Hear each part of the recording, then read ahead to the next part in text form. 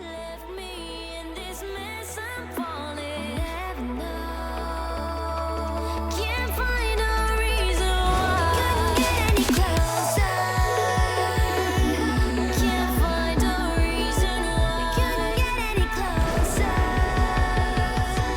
Can't find a reason why.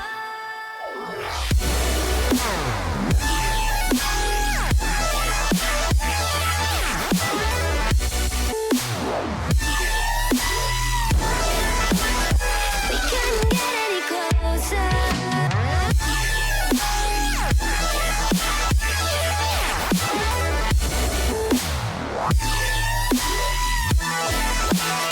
We couldn't get any closer.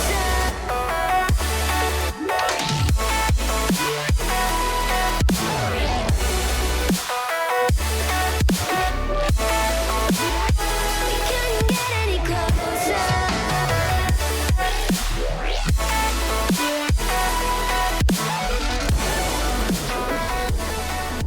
What is going on, everyone watching this stream?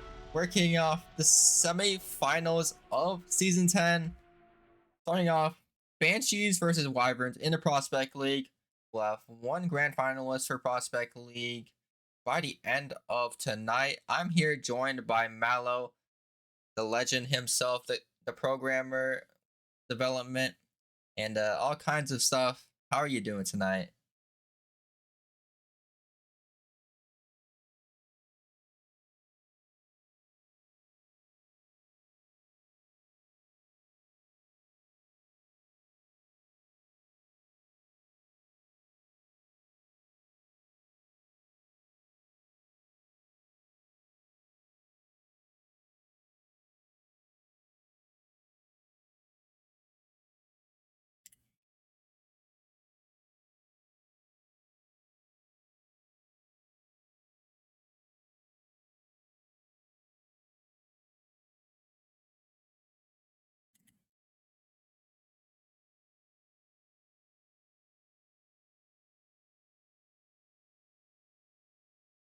Absolutely, that's a bit of a hiccup there, considering Nuki's probably like one of the best players in Prospect League. But before we get into this, let's take a look at the Prospect League play-in slash playoff bracket, and we're seeing Banshees. They came off of the win of the Warhawks 4-1, but Wyverns, they didn't even play their quarterfinal matchup. They just got the forfeit win. Flurry could not field a team. And it's going to be interesting, to say the least, because Wyverns, they're also a super strong team, with Clouds being a top 3, top 5 player. but still, it's going to be tough for Banshees without their player Nuki, but they still got the power duo of Cog and Ahmed with the beast KSU Wildcats. But looks like the players are all ready. Who do you got taking this?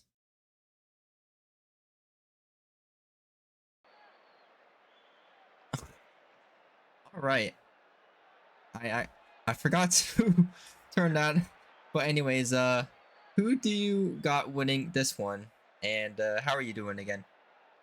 Oh, I'm doing great. My entire beginning speech there was scuffed, so that's all good. So it happens sometimes, but you know, even with Nuki not being there, Banshees is a pretty strong team going into this matchup. So I can't really go against them with Ahmed and KSU Wildcats here. So right now, I still got to go with Banshees.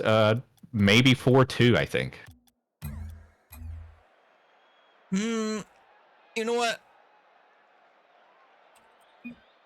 I I honestly think Wyverns actually might take. I think the hindrance of Nuki not being in the lineup just might be too much, considering Banshees before they picked up Nuki, they were considered to be like a B tier, even C tier team.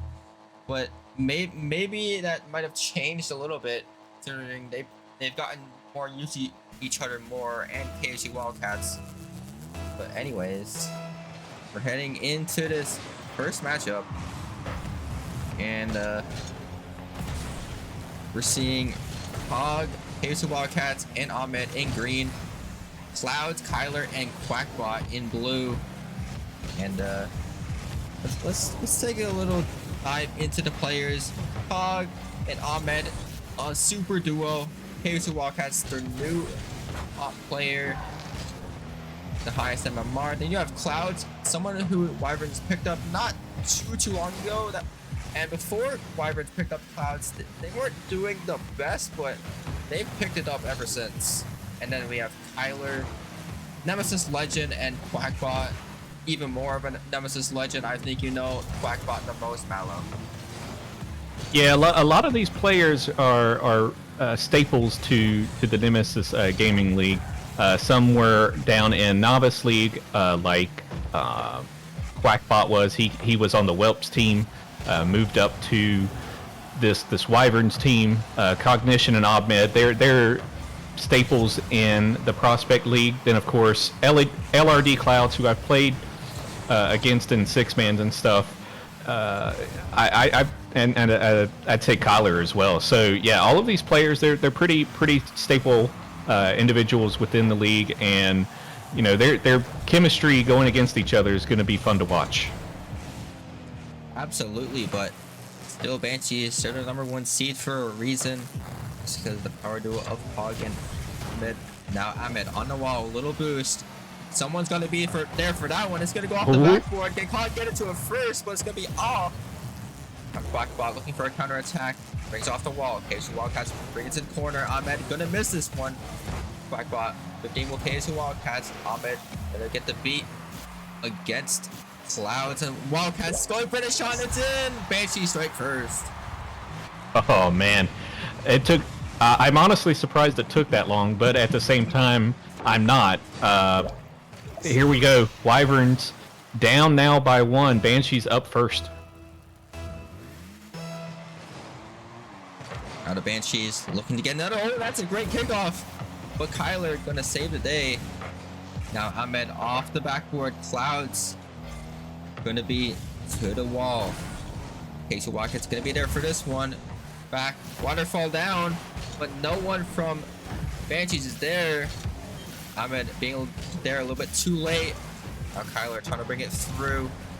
Wildcats trying to get some control. Clouds gets the beat. It's waterfall in front, but Ahmed gets an amazing clearance straight to Wildcats. He gets it in the second of the game. Oh my goodness, what a pass. And Ahmed, beautiful pinpoint accuracy there. KSU Wildcats able to redirect that, and now the Banshees are up by 2. The Banshees looking strong in this game #1 so far. haven't seen too much pressure from the Wyverns. They haven't got much shots on compared to the Banshees, but Cog is going to score this one. And now Banshees, they got a 3-goal lead.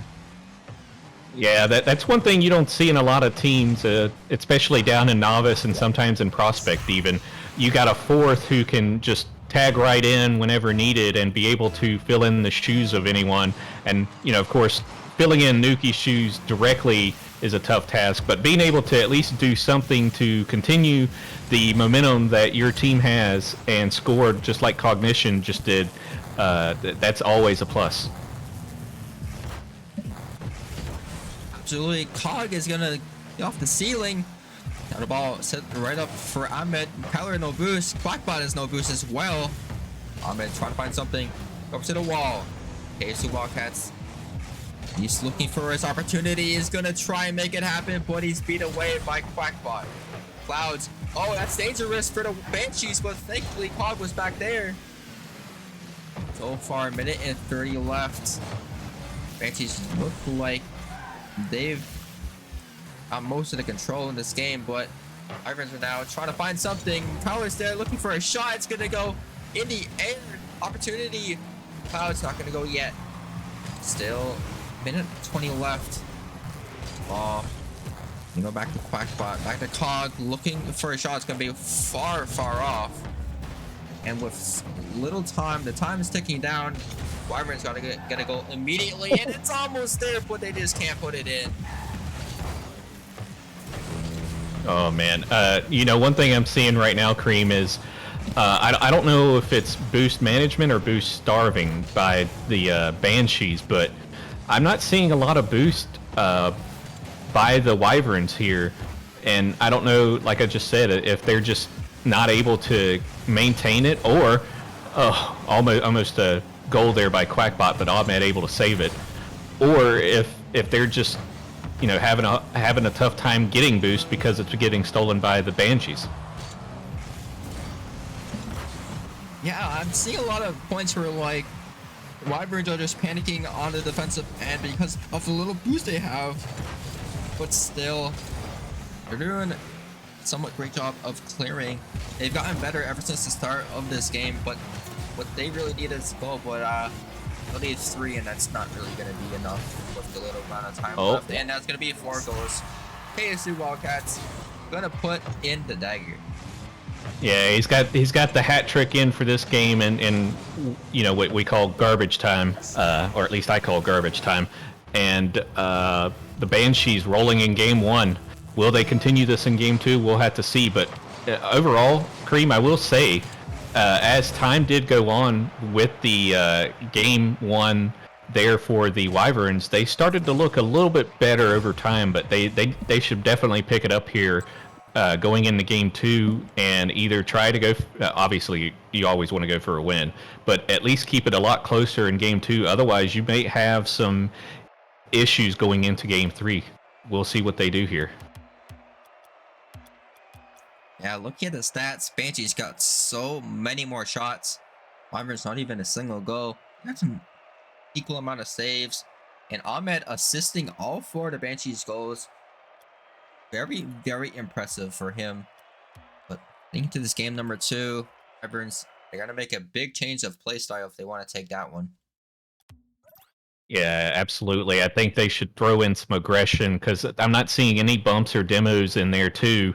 And maybe if they're able to get some of that boost management under control, whether, you know, I don't know, like I said before, if it's being starved or managing it, but once they get in those bumps and demos, getting aggressive there. Oh no, Quackbot just grabbed the ball as he was trying to get in position for a save, and Ahmed just bar down skied right on top of his ball, or on top of his car. Oh wait, that was Kyler. It's something that Kyler didn't really expect because of he thought that it was just gonna be like, okay, that's going straight on the net. Just I can just jump and save it. No, Ahmed just made it a lot more tricky for Kyler and made it a lot more confusing.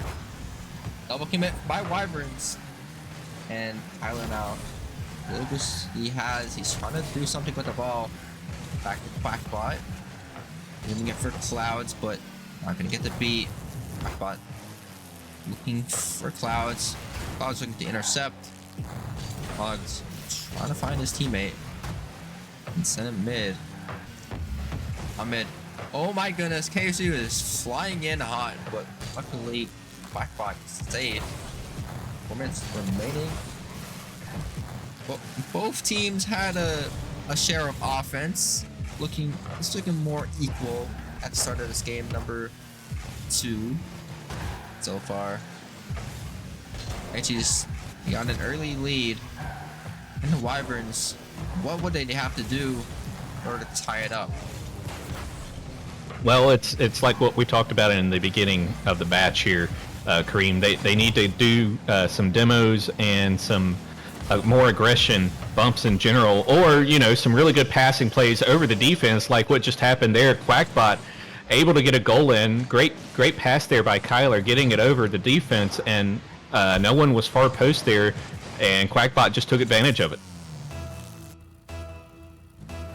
Beautiful shot by Quackbot, along with the beautiful pass. Still, oh, this one could be a second, but KSU Wildcats is gonna get a great save. Gonna get a great clear, getting over 1. Clouds trying to find Kyler. He does so. Kyler trying to jam that ball straight through the corner and in the middle. Ahmed trying to find something. On's up, Ahmed's up. Okay, so Wildcats looking for an opportunity, but Quackbot is too close. Okay, so Wildcats dunk Kyler, but Kyler gets past 2, gets past maybe 3. Quackbot is there, middle with him. Quackbot looking for the lead, and it's there. Oh man! All right, so I definitely see a little bit more aggression happening. It's not the way that I would have expected it, but the Kyler Quackbot combo once again happening. Quackbot there just in the right position, almost too far up, but perfect placement there by Kyler, able to get a goal. Now the Wyverns are up 2-1.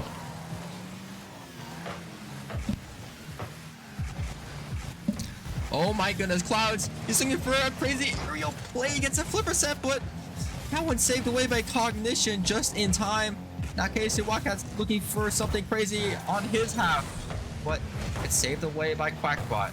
Quackbot now, bring it away. A little bit of everyone from the Wyverns are in the same spot, no one covering the net, but it looks like Kyler and Ahmed are in a real one, which might have saved Wyverns from shot on by Banshees. Now Clouds going crazy, but Wildcats gonna get a great save. Quackbot trying to find something. Just gonna go back to Quackbot once more. Wildcats looking for some control. Clouds intercepting. 2 minutes remain. Quackbot looking for shot on. Clouds looking for a bump, but still nothing. So far in this 2v2, we're seeing a lot more aggression from the Wyverns. Certainly Clouds is a really big twos player. I think his twos is like 1,500, 1,600 right now.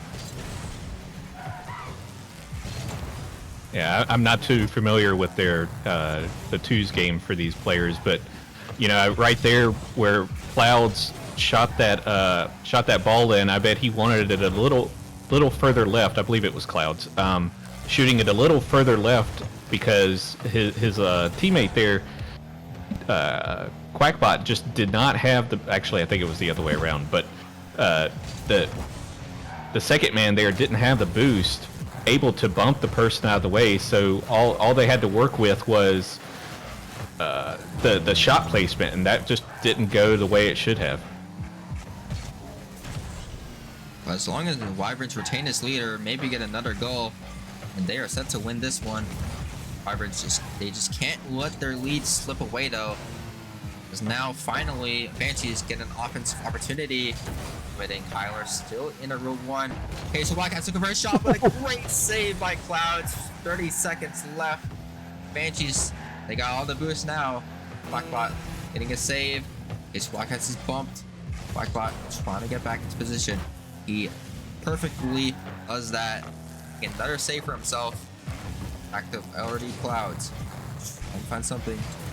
Quackbot playing a little bit safe, being a bit further back. These Quackbats trying to. Oh. Oh my goodness! Quackbot putting in what could be the dagger. Yeah, I think with how long that Rule 1 happened there, which we almost saw another Rule 1 there, by the way. It was almost a 1v1, but they didn't lock there in the middle. But yeah, with 9 seconds left and how long that Rule 1 lasted, I don't see this, getting back to a position to where the Wyverns could do anything and get a victory here. So yeah, the not the Wyverns, the Banshees. Yeah, I was reading the scoreboard, but anyway, the Quackbot Kyler combo there able to get that victory before Kyler got in that Rule 1. 13 shots also, so crazy amount of shots. We know it was a 2v2, so a little different type of Rocket League there than we're used to seeing here. So now, if you're the Banshees, you got to make sure you don't get yourself in a Rule 1 like that again, because it's proven that you aren't necessarily the best in the 2s, it looks like, or at least you weren't able to set up for that. So here we are tied up 1-1 going into Game 3. That's what the Wyverns wanted, was to get a game under their belt. Now we're kind of starting over 0-0, if you will. Yeah, it's like a Game 5 is happening, or a best of 5. But Wyverns have stepped up a lot since the first game. Wyverns just looked like they were getting dominated. Too much pressure got onto them. They couldn't find a way to find each other for an offensive opportunity. But it all changed in game number 2. They got more opportunities on the offensive line and much better defense as well. But oh my goodness, what a shot by Kyler, putting Wyverns in the lead early in game number 3. That was a good pass there by Clouds, and the defense was just too far up there and got caught looking, and no one was back able to sneak it by. Now the Wyverns are up 1-0. Hog is trying to find something. Oh my goodness, he almost got this shot in the goal. For now. Oh my goodness, maybe it's done. Oh my goodness, Clouds. He's going crazy. Oh, wow. Man, Ahmed just unable to out 50 him, and Clouds, he's just bigger here, and I think we're witnessing the peak of Clouds right now. Wyverns, they went from being dominated by Banshees, can't even get opportunity. In game 2, it seemed like Wyverns had it, but game 3 is like Wyverns have completely shifted the tide in their favor. Quackbot now, he's trying to look for his moment. Ahmed will intercept. Ahmed getting a demo, leaving Cog with lots of space, but 50 from Clouds brings over to the wall. Quackbot back to Cog. Oh, dangerous for the Banshees, but luckily Kyler put that one way far off. But 3 minutes and 40 seconds left with Wyverns getting a 2-goal lead. What do Banshees need to do to adapt, Mallow? They've cut off on the aggression there, and I don't know if the momentum that they had going out of game 2 made them, lose that.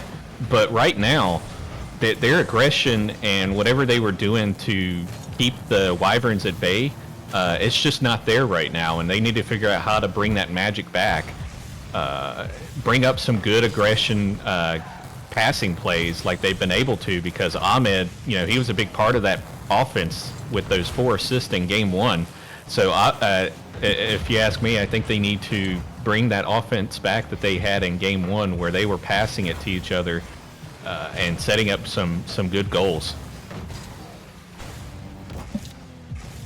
Okay, so Wildcats trying to find something. Kyler and Clouds double commit on the defensive line. Ahmed trying to find something, gets past 2. The Quackbot's there. The amount of boost he has. It seems like the Wyverns trying to get a little bit starved, but as I say, Clouds gets a clear. It's back to Kyler. Back to the corner. Who's up for this one? It's gonna be Quackbot. It's slightly off. The ball, so but he turns away knowing Ahmed was gonna beat him, but I think it was just gonna be a regular 50 up somewhere. More Ballcats. Trying to find his teammate. Clouds. Back to the wall. Ahmed. Not the best touch. Actually, pretty good touch actually as case Wildcats covered for that one. Oh, that's gonna be slightly off the post. Now Banshees, they're starting to get some aggression going. They're starting to wake up a little bit. But they have to get two, assuming that Wyverns don't get a third goal. Yeah, and we look at this. We look at what's happening right now. Cream is they're kind of hitting the ball back and forth just a little bit, but for control wise, I think the Banshees have kept it a little bit more. But you know, as I say that, they are unable to keep it out of their end of the field, and Clouds is just there to wait for that miss there by KSU on defense. And I was just about to compliment them on the defense too, and man, oh man, that's unfortunate. So, you know, if I'm the Wyvern, or sorry, if I'm the Banshees right now, well, that's one way to do it. That's answering back immediately. So the Banshees are still very much into this. You got 2 goals to go with 1 minute and 26 left. Yes, Banshees getting that 1 goal back, but they still have to get 2 goals. And they have to make sure Wyverns don't score any more to make that happen. But they only got 1 minute and 15 seconds left. And Cloud's trying to find something now. He does not get the ball. Wildcats. Oh my goodness. He cuts the lead back to 1 Wildcats. What a crazy solo play by him. Yeah, that was some good ball control there by KSU. And I think that's another part of the equation that the Banshees were missing there, was getting KSU the ball, whether he was getting fed the ball via passes or doing solo plays such as what he just did there. But this game still very much within reach right now for the Banshees. Can they score another goal before end of regulation? Oh, that ball set up perfectly for Quackbot, and LRD Clouds is going to put it in for him as an assist. And now it's even harder for Banshees to get back. They bring it back to a 1 goal lead, but it's back to 2 goals, and with less than 1 minute left, it's hard. Yeah, I definitely won't say it's impossible, but the way they've been playing, you know, it's a little less likely. But you never want to count it out or never say never, especially when you have KSU and Ahmed and even Cog there doing some passing plays. So we'll see what happens here. LRD Clouds, though, he's doing a great job this series so far with the offense for the Wyverns. And if you're the Banshees, you might want to think about taking a timeout after this game. Yes, well, they be down only 1 game, but if Banshees have completely lost themselves, and I think maybe that could do it for a timeout, as already Clouds getting the dagger off of the pass of Quackbot.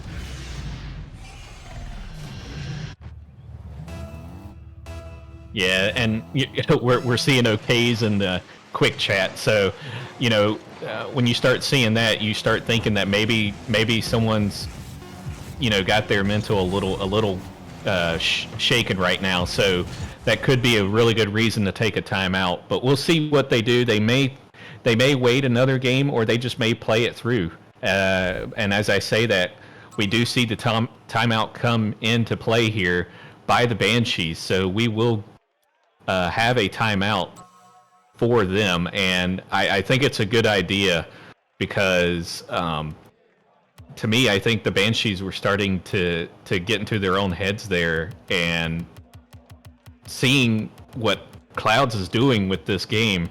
Oh man, 4 goals, 7 shots, 1 assist, and he's just a scoring machine right now, Cream. Yes, Clouds he's on fire. But Banshees, they've got to figure out how to get past this upgraded Wyverns team. You know, they thought they just had it in they thought after game one it was like Banshees were like, wow, this team's kind of trash. We pretty much won this. No, Wyverns, either Banshees is lost. I don't think it's I don't think that's most of the case, but Wyverns, I've seen a lot of pick up the pace. They've gotten much faster. And yeah, what do you think Banshees really need to improve on in order for the Wyverns to suffer in their half once again? Well, I'll start with saying that I don't think the Banshees would have said or been saying to themselves after game one that, the Wyverns were trashed, but because, they got there to the semifinals for a reason. They're a good team. So personally, I wouldn't think that, or would think that they would think that. So, but what the Banshees should do here is realize that the Wyverns picked up the aggression, and the Banshees are no longer doing the bumping and demoing like they were in game one. So they need to set up those shots, set up those exit demos and bumps, because I've been seeing them on the Wyvern side to the Banshees a number of times. I particularly saw Ahmed get sent to oblivion on one of those attempting passing plays, and it completely disrupted what Banshees was going to do on offense. So, with all that being said, the Banshees just need to do what they did in game one and potentially even possibly pick it up a notch. But keep an eye out on Clouds here. Now we're into the game number 4. It's back to Clouds. No interception from Ahmed, but an interception from KC Wildcats. Our last one back. Backbot is now back. Tyler trying to get some offensive pressure. Clouds is there for a shot. Oh, but KC Wildcats gets a touch, stopping Clouds in his tracks. Cog trying to find his teammate. Interception by Quackbot. Back to Tyler. It's up in the air. Clouds, he's gonna get the beat. He's looking for another touch. It's middle. Is Kyler gonna shoot it? Yes, and he's gonna get the goal. Wyverns get the first goal once again. Oh man, Cog just didn't have anything to work with there, and I don't think KSU saw Kyler behind the ball there, and Kyler was just, with the incredible patience there, able to just stick with it, try to out 50, but really had an opportunity to take a shot and was able to score with it. Oh, that's open, and Clouds gonna put on another goal, his first of this game, and it's 2 for the Wyverns.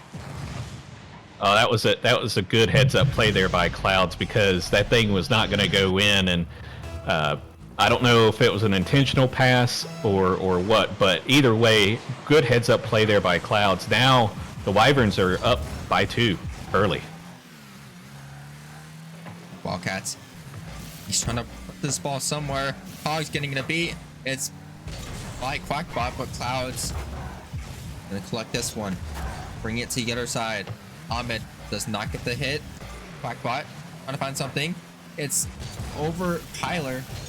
Now Cog trying to find an opening for someone in the middle.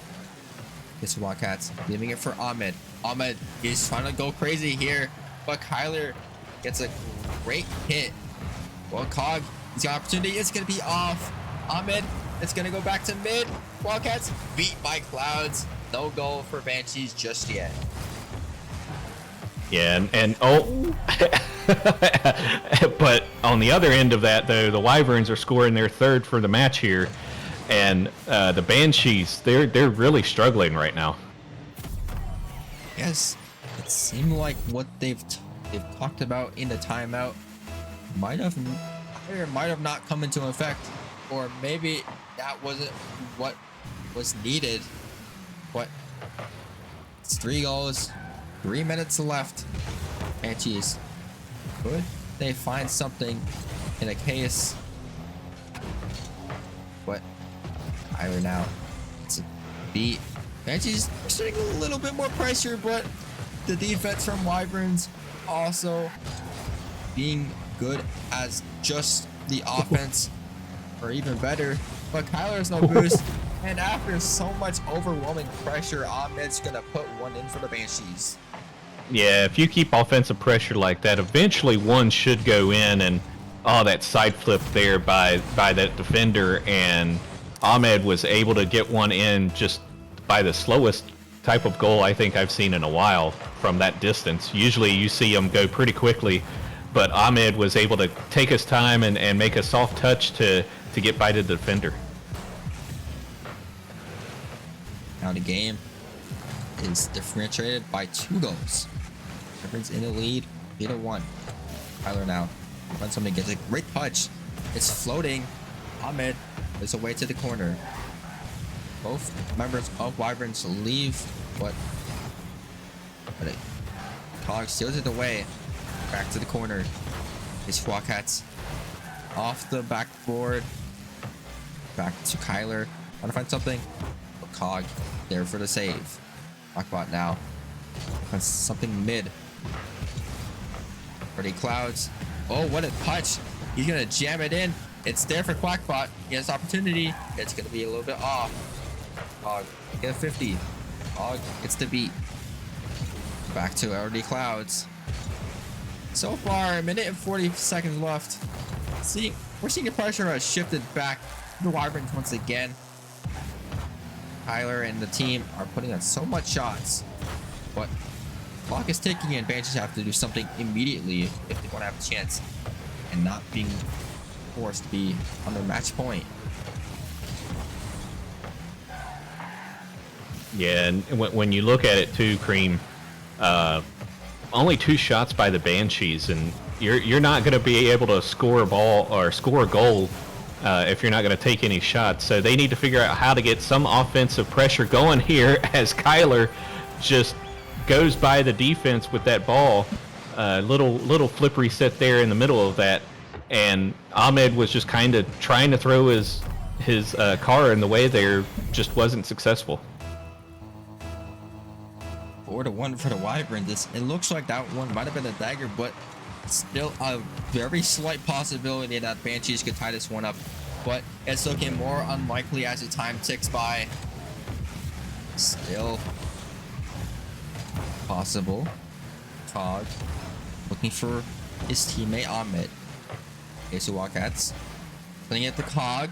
That one's gonna be off. Ahmed, can he put this one in? No, Quackbot's gonna get the save. And just have to keep up this pressure. But they're not doing that. As Quackbot might put it. Ooh, that would have been amazing. But not going through. Clouds now trying to find something. Back to Quackbot. That one is gonna seal the deal. Wyverns, they're gonna pretty much take this game, number 4. Yeah, I think it was pretty much sealed after about 40 seconds were in there, because it doesn't seem like the offensive pressure by the Banshees, it's not there. And so, it makes me wonder if there's some mental issues going on as far as need to talk context with that, but your mental game being an issue here, because they're the way that they've been playing is totally different compared to game 1, and they just haven't been able to recover. So now that I thought they were going to be able to get one for the road there, but now that they've did this now for 3 games, this is a must-win situation, and you're going to have to tell yourself, all right, we need to go ahead and reset. Whatever's happened has happened. Let's go ahead and win out so we can get to the finals here, or the grand finals here. So we'll see what the Banshees come up with here. I'm sure what they're going to do is they're going to take as much time as possible, maybe all the way down to the end here. But we'll see, because I know Cognition here, I would suspect he's going to wait until the very last minute to be ready for the next one, because you get that as well. So they're talking right now. They're saying, okay, boys, let's revisit what did we do in game 1. Let's do what we did in game 1. I think it makes me think the way I'm looking at the games here. The Banshees had more boost control. I think it was boost stealing more than it was boost management by the Wyvern. So Banshees right now, they need to go back to their game one tactics. Maybe get them more aggressive on the bumps and demos and see if they can get somewhere with it. Absolutely, Banshees hit. They just fell apart, and they've still fallen apart. Maybe they had some chances and then put it in. What? Banshees. This is the last game. They cannot lose this game, and they cannot lose the next two after that, or else their run is over. And so far, 20 seconds in, seems like she's gotten some pressure, but I think it might have happened to League. What's that? Something might have happened to Rocky League. It's frozen. Oh yeah, I see that. Okay, we're back to normal. Might have been a GPU thing. I have no idea how that happened, but thankfully nothing too important happened in that time frame. But so far, a minute has gone by, no goals yet, and you saw what happened. I didn't. My game was like, you know. Yeah, there was just some not too much going on, just a little bit of pressure by the Wyverns. They're kind of just going back from what's been going on the past 3 games, as there's a pass from, I believe that was Kyler to Clouds, and Kyler has been doing some work for this Wyverns team. Yes, Banshee is now they're in even deeper trouble as they're forced to get 2 goals to win this one game. They need to survive in. Are they Clouds? Find something. Gets the beat. He's trying to find something as well. Tyler now. He has the ball. He gets a ceiling touch. Cog. Oh, I thought he actually shot on net. Oh, that one's on net. Uh-oh. Oh my goodness! What a save off with a crossbar. But still, the pressure from Wyverns is being so overwhelming. The Banshees counterattack from this. So minutes left. Still lots of pressure from the Wyverns. Oh my goodness! Oh? Touch, and that's gonna go in. Clouds gonna put Wyverns up 2. Oh man, Kyler's been doing his thing as a big part of this team, but you know, Clouds and his ridiculous touches is another big part of it. Really, the entire Wyverns team has been fantastic this series, and Quackbot has been doing his thing. Oh my goodness, double demo by Ahmed, and KSU and the Banshees answer quickly. Mala, I have a question. What's something you haven't really seen much in the past few games where Banshees were just being overwhelmed and they just couldn't find a good opportunity? What was that? I'm not sure what you're asking there, Cream, but I will say that we finally saw what. Go ahead. It's the demos. Oh yeah, I was going to say, I will say that we finally saw some demos there that we've been talking about for at least 3 games, been saying pick up the aggression, and we finally saw it there. So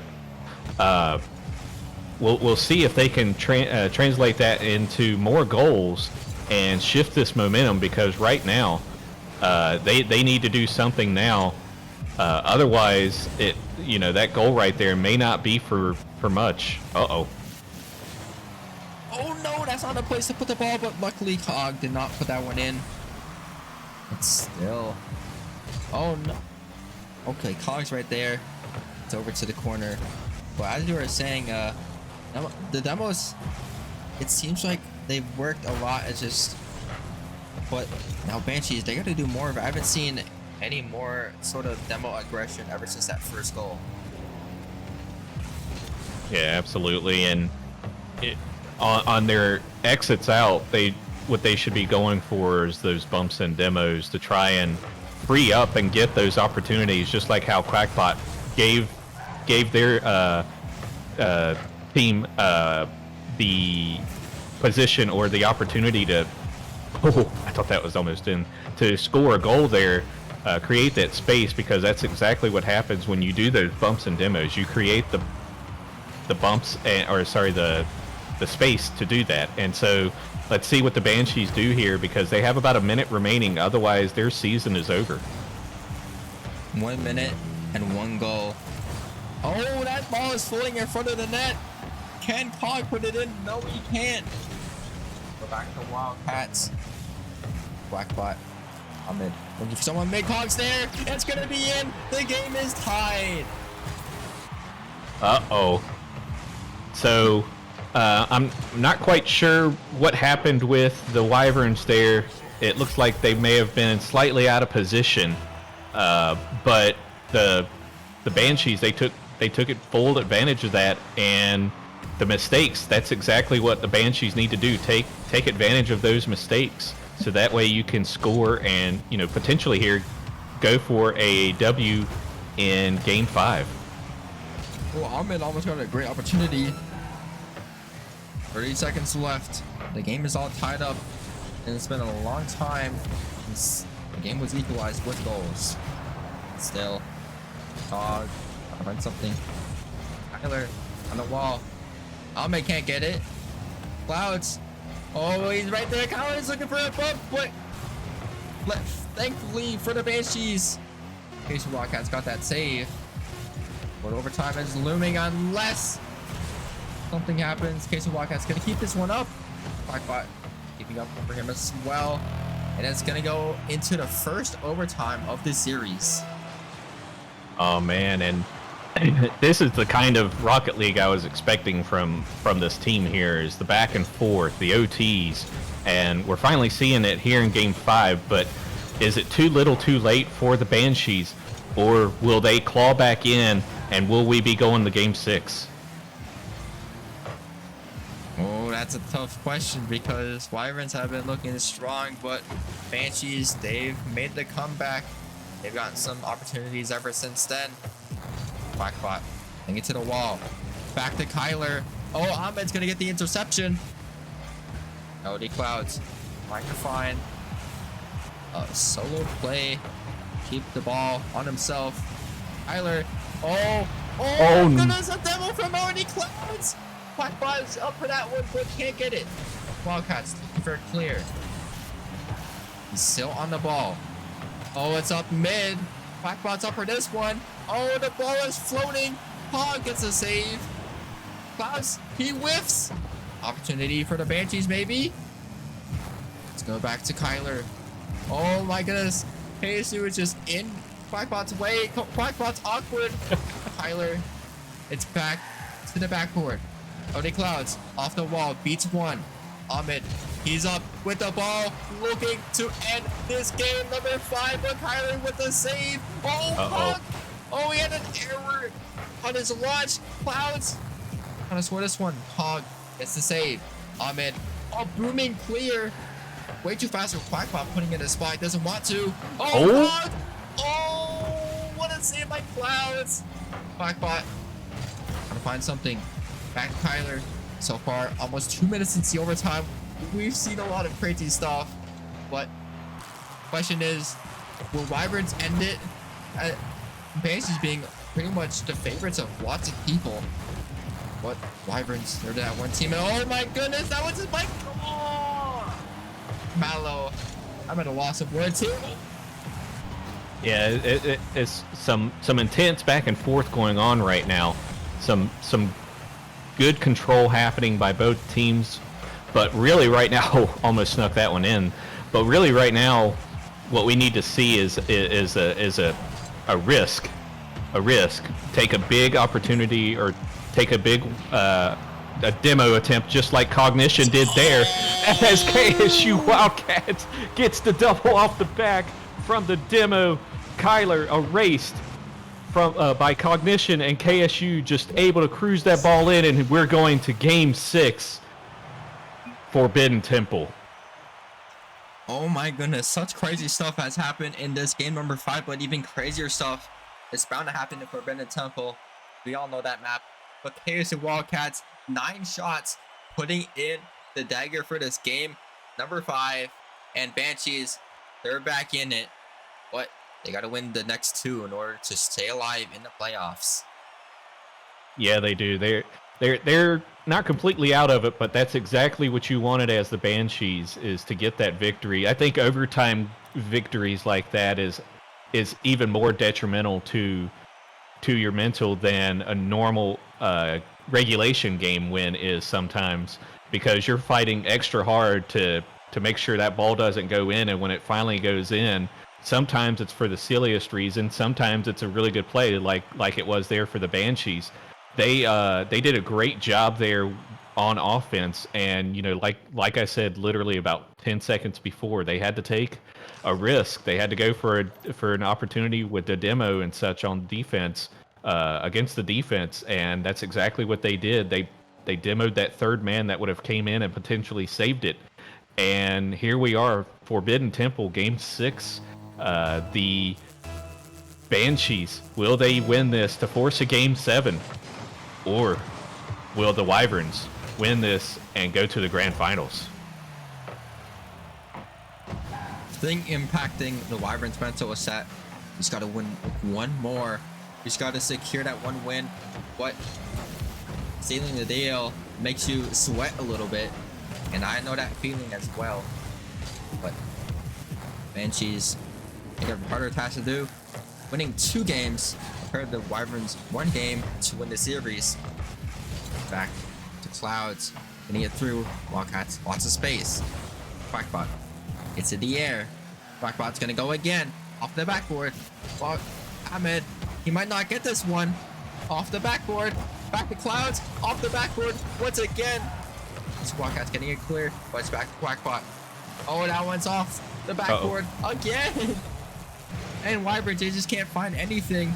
And Banshees, oh my, it's off the crossbar, but Paul gets a great save. About 4 minutes left. And Oh no. it's hard to tell who's gonna win this game number 6, but Wyverns leading the pressure so far.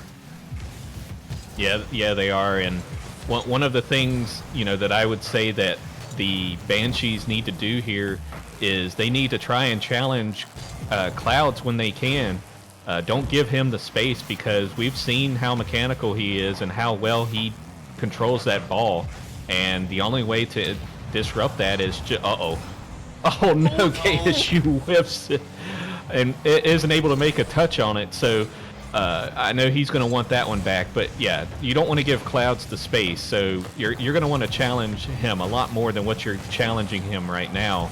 And that might help increase your chances a little bit on this Game 6 and potentially Game 7. Now nearly halfway through game number 6. Still no goals on the board. A lot of opportunities that have been missed. But Ahmed gonna put in the first one for the Banshees. Great recovery there by Ahmed. A nice little back pass by KSU. Ahmed able to see that the ball was hit and made a quick turnaround to go and knock that ball in, because there was nobody back there. Now, the Wyverns, they find themselves down 1 with about half of this game remaining. And will we see Game 7? Oh my goodness. Wyverns, they were up 2 in game number 6. Oh, but they're gonna tie it here. An assist from Kyler allows for LED Clouds to get the equalizer. The Kyler Clouds combo again, they're just absolutely deadly. And great pass there by Kyler, getting it kicked out to Clouds. Clouds able to knock it in for a very quick answer. Now we're tied up again at 1. Blackbot, he missed the corner boost. A little bit dangerous, but he's got it back now. Over to the corner. Wildcats trying to find something. Kyler gets the beat. Back to Cog. Wildcats looking for a bump. Back to Ahmed. It's over his head. Now Kyler trying to find something.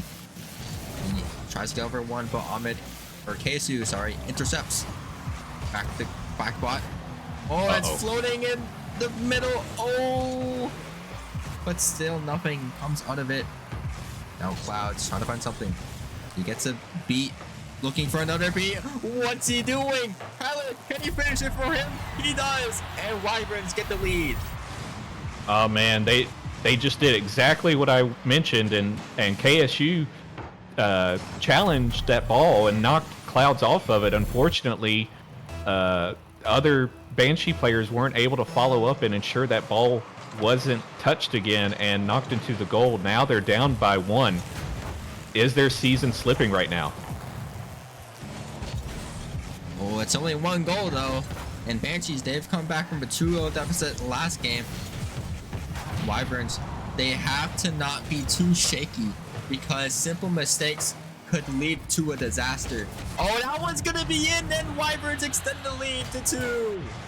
Oh man, that hurts. That hurts. That was so close, and Quackbot got an extreme amount of power there, 77 miles an hour from across the court. I think it might have been touched there at the end, so that could be a little misleading for me, but it was a great attempt at a save if that was the case. Unfortunately, just not enough, and now the Wyverns, they're comfortably sitting in the lead, but they don't want to let up yet because anything can happen in a minute, especially in Forbidden Temple.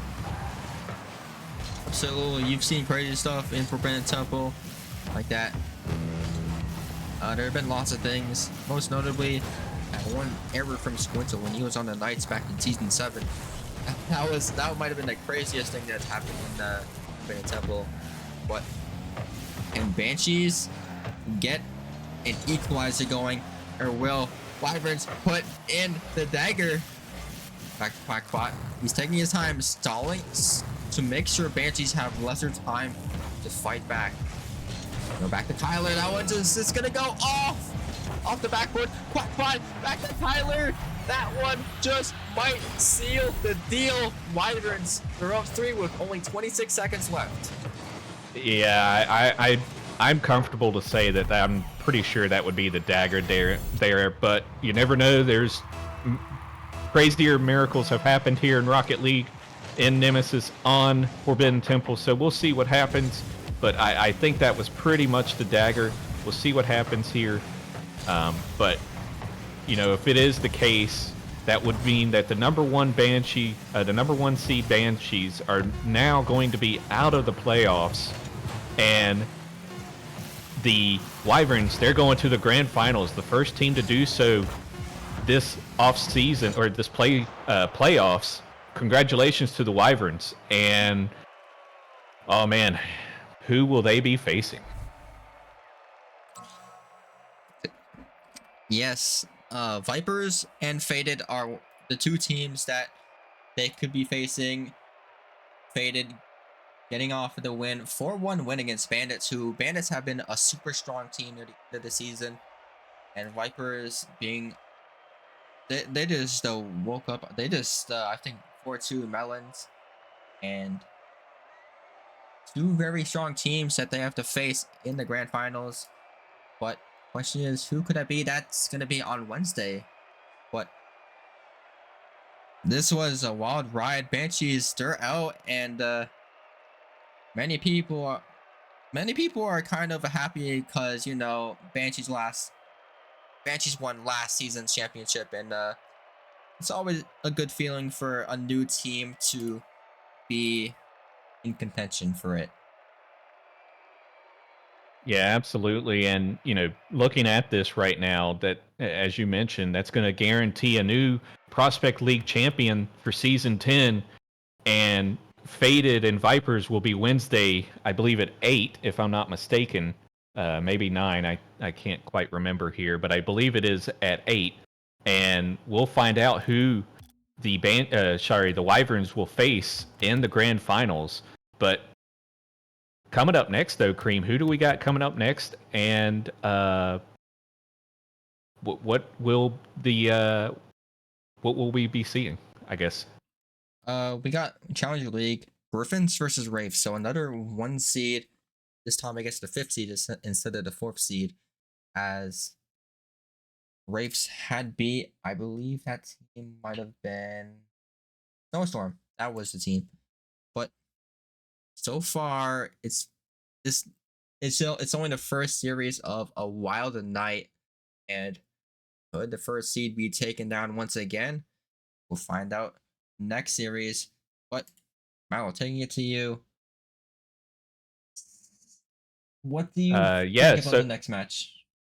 Well, we'll talk about that here in a minute. So we're going to go to break here very shortly, and we'll be right back, probably about 5 minutes or less, and we'll be going to the Challenger League, where we'll have the number 1 seed Griffins face the number 5 seed Wraiths. Don't go anywhere.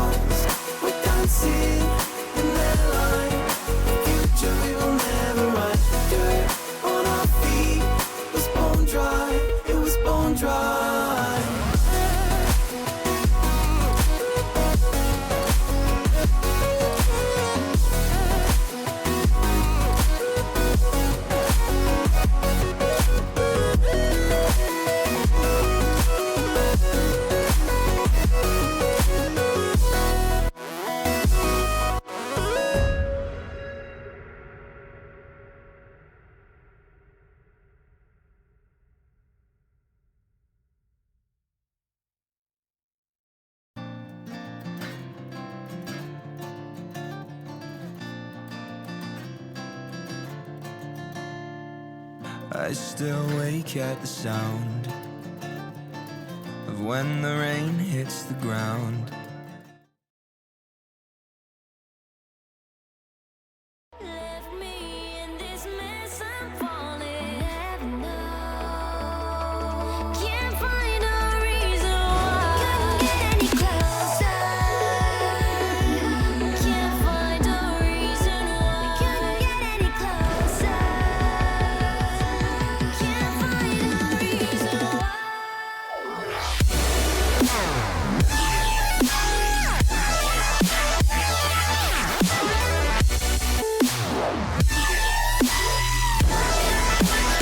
We couldn't get any closer.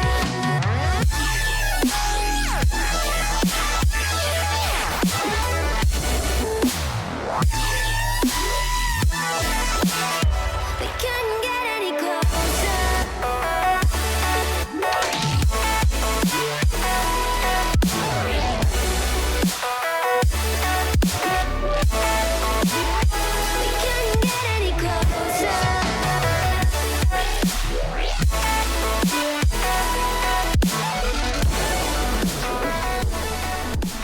Hey, ladies and gentlemen, welcome back to the Nemesis Gaming League where the grind continues, and we are back here going to the Challenger League.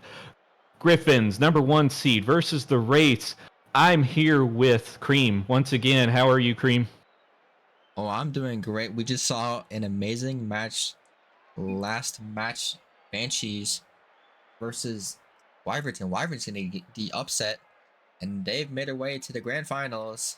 But now, one up a league, Challenger League, where we're gonna have two Challenger League. We're gonna have both of the grand finalists as we have another Challenger League game after this one. But first, we got Griffins versus the Wraiths, and I'm gonna pull up the bracket here, see what's gonna go on.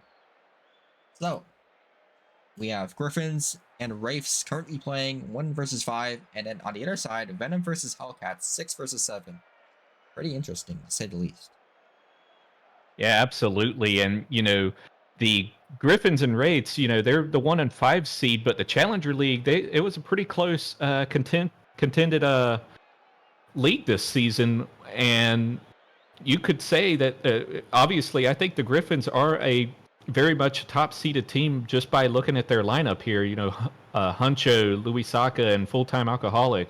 Those three have been going through the Challenger League, but then you got the #6 and #7 seeded Venom and Hellcats, and those have been some tough teams as well. We watched the Hellcats crawl in through the play-ins to get all the way to the semifinals, and being #7 seed, you don't see too many lower or high seeds like that in Challenger League, Cream.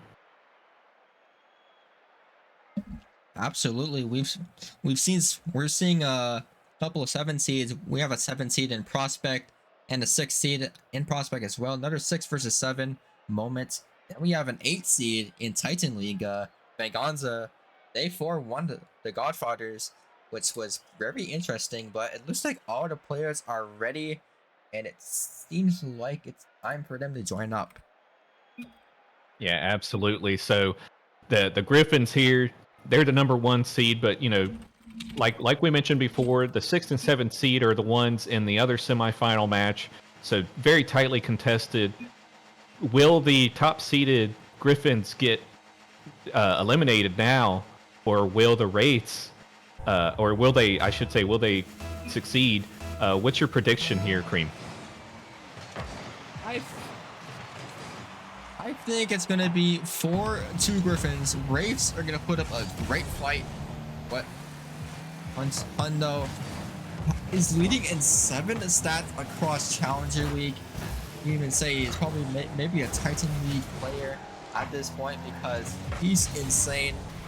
And following up by Full-Time Alcoholic 77, who's going to Griffins last season and has went all the way to the grand finals. Unfortunately, they forfeited the grand finals as they could not make the grand finals last season, but they're looking to come back into the grand finals and this time actually make the grand finals, as now it's on 2 different days.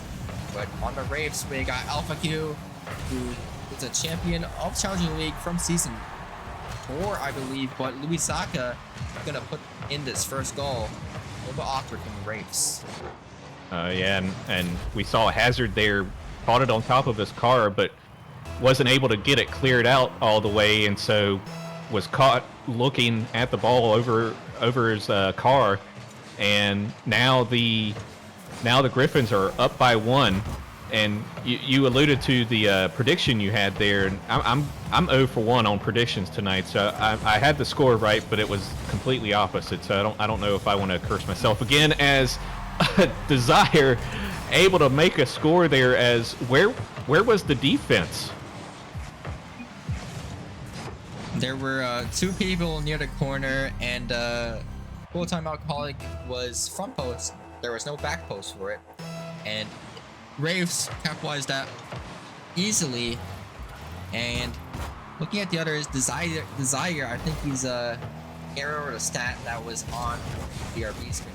He was like first in one stat, assists per game. Then we have Hazard, who is making a really good name for himself in Challenging League so far. And Wraiths, they've gotten the 5th seed. They've worked really hard for it. They got a really tough challenge ahead of them with the 1st seed Griffins going up against them. And with the Griffins here, they will put on relentless pressure. They're going to pass the ball. They're going to try and get it in, as we see an own goal by the Wraiths. Man, that's not what you want to start with. Yes, unfortunate for Alpha Q. He tried to get a good clear, but the ball went into the net instead of away from the net.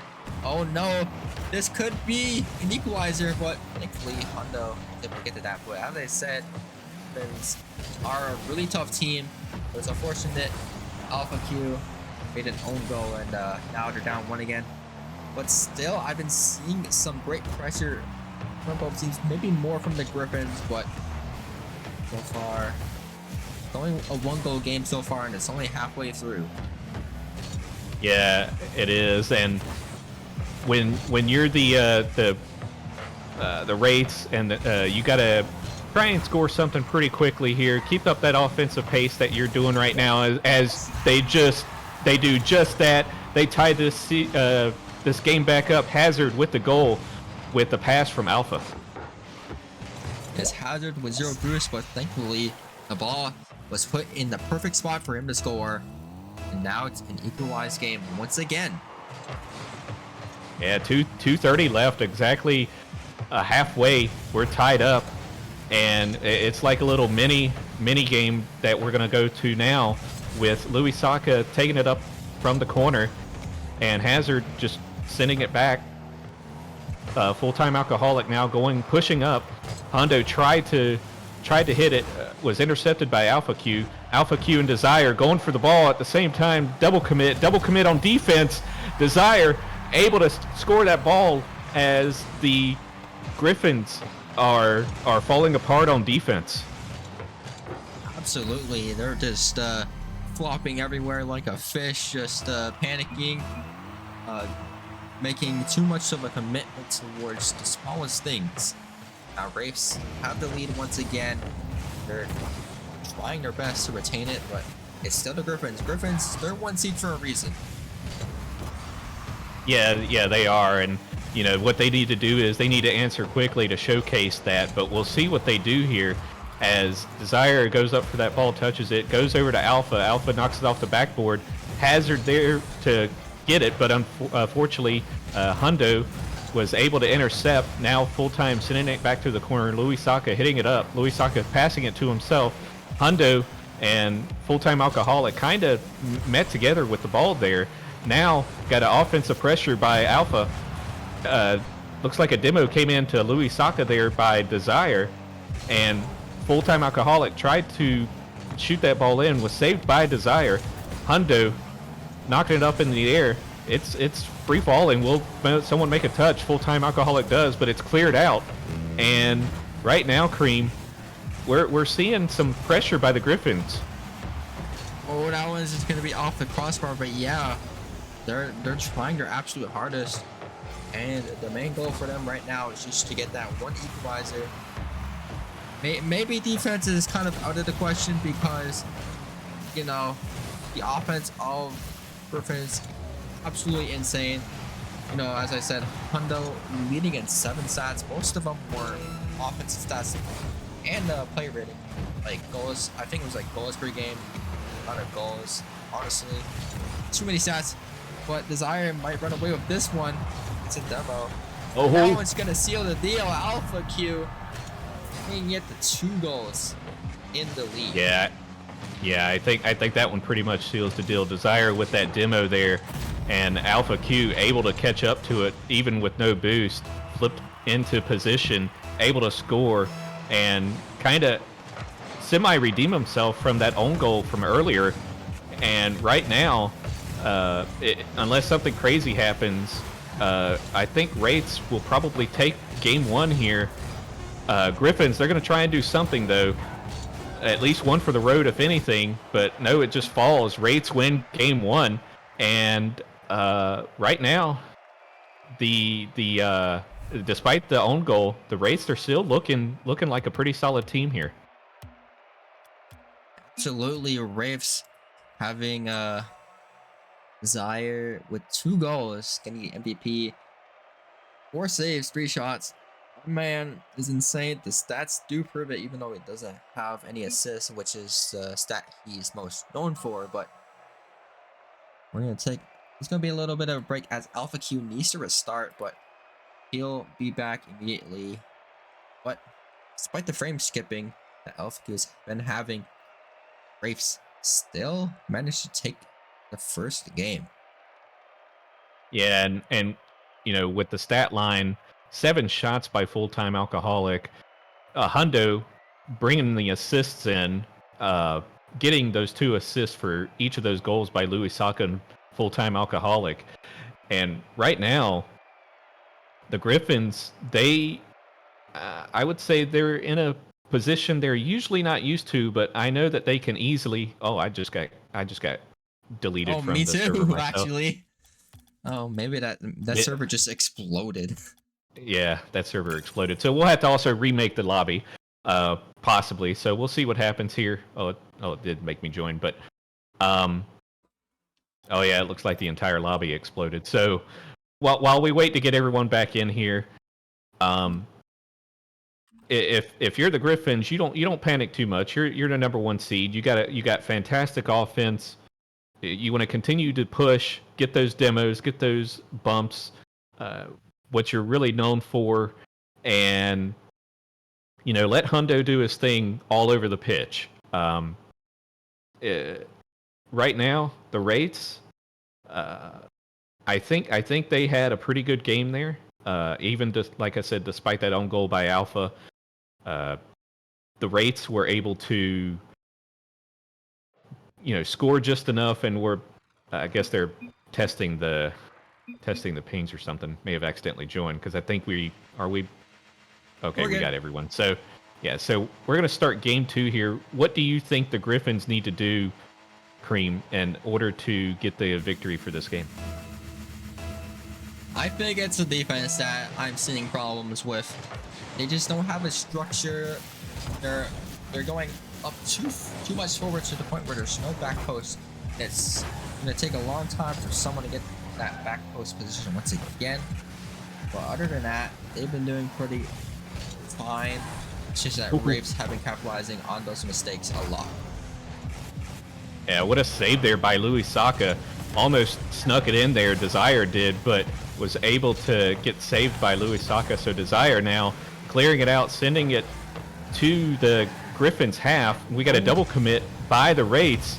You don't see that too often in the Challenger League, but right there, it looks like it hasn't hurt him just yet. Desire going up for it, trying to get a double.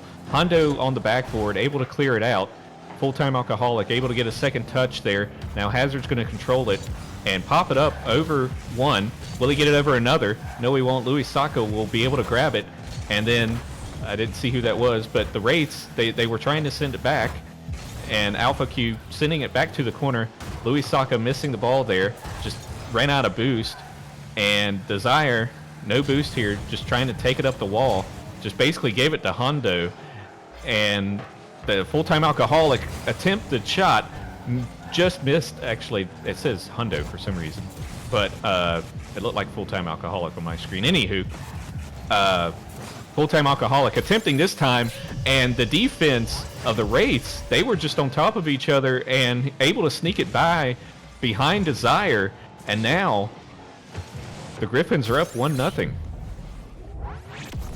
Great start to the game for the Griffins, as full-time alcoholic gonna put that one in. Back to Desire now. So far, Griffins, we've seen, I think the offense has been sort of equal, but their defense has improved. That's one thing I want to say. Now, Griffins want to hold on to this lead. They've gotten it first in game number 1, but they lost it. Now, Braves are trying to equalize, but better defensive structure that the Griffins have, it'd be a little bit harder for that to happen. Yeah, absolutely. The Griffins definitely improved on their defense as Desire shot a screamer in, was able to get saved, and another shot by Alpha, another shot by Desire. My goodness, shot after shot here, and the Wraiths aren't able to score it. The Griffins, with their defense, like you said, Cream, looking solid right now. And now they're on the offensive push as Hundo, with no boost, just trying to push it along as slowly and quickly as possible, at the same time, but keeping it close. Now Desire intercepted the ball, gonna try and pass it, misses the ball, but pushes it down. Hundo hits it down as well. Now Hazard hits it to both looks like a pinch attempt by the Griffins, and now the Griffins are on defense once again. And Cream, that was a solid defensive showman. Oh, as Hondo gets it over Alpha and able to score, and the Griffins, they're showing some life. What a great flipper set by Hondo off of the assist from full-time alcoholic. Well, yeah, as I said, Griffins got their defense all fixed up. The patches, the holes have been patched up so far. Minutes left for the Braves. They put in on so many shots. It's only a matter of time of when the Griffins defense will break, but it's been looking mighty fine for this game number 2. I'm putting that one in, but still, Braves have been leading the offense, but defense of Griffins. Oh, that's a. Oh. Anyways. Yeah. Yeah, that pass down by Desire was great. Unfortunately, just wasn't able to connect for the shot on goal, and now we're finding that the Griffins are on offense with Louis Saka attempting a shot here. Demo by full-time alcoholic on Hazard. Louis Saka able to get that in, and now the Griffins, they're rolling. Absolutely.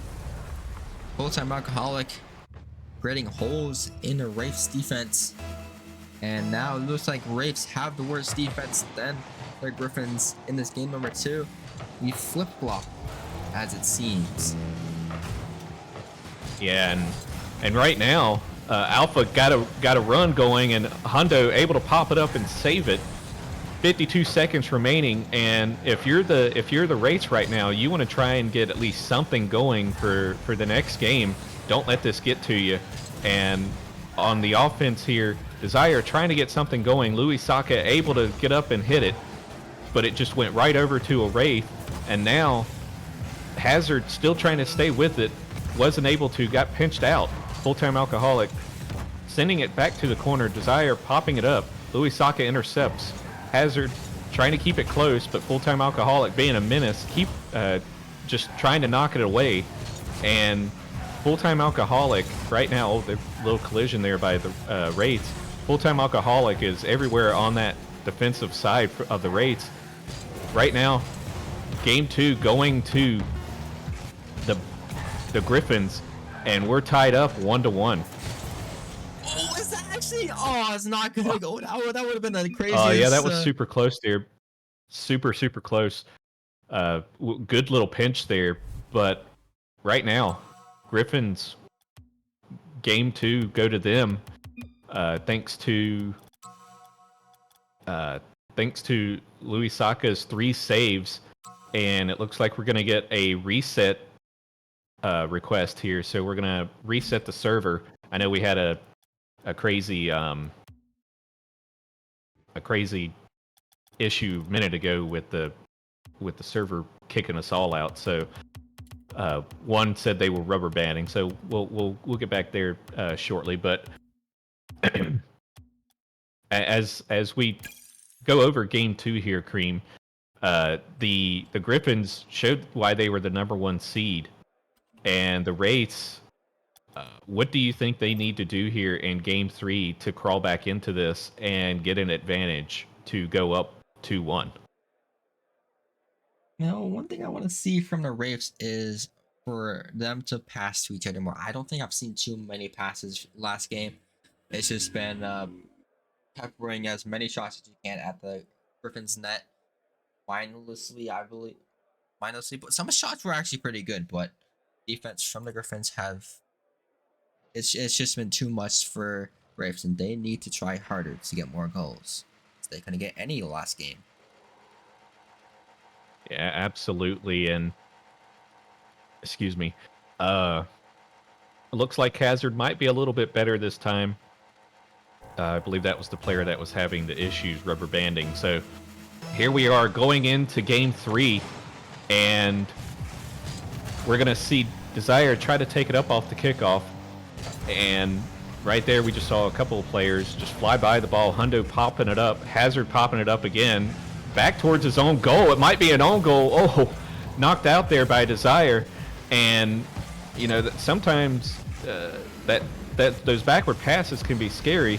But in this case, it wasn't. Little double commit on defense there by the by the Wraiths. And that was what a touch there by Full-Time Alcoholic over both defenders, and the Griffins are now up by 1 early. It's a beautiful touch off. I think that was off the wall, maybe another player, but a beautiful shot, beautiful goal. Griffins up 1 in this game number 3.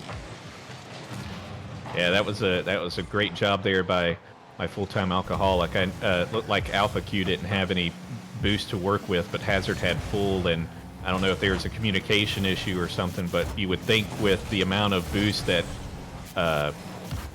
Hazard had there that would have been a save, but it just didn't work out that way. So now the race, they're going to try and get one back here. Nice little bump there by Desire, and Full-Time Alcoholic sending it into the corner, sending it over to Louis Saka. Hundo tried to go up for it, wasn't able to reach it.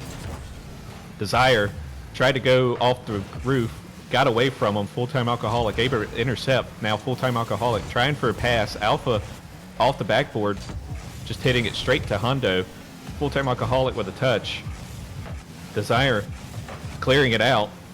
Alpha sending it downfield. Louis Saka tries to catch it. Gets away from it just a little bit. Desire gets it over, and the goal is wide open. Hazard, easy goal there. And now we're tied up 1-1. Indeed, Hazard just gonna put this one in the net, and it's all tied up. It's the first Wraiths goal ever since game number 1.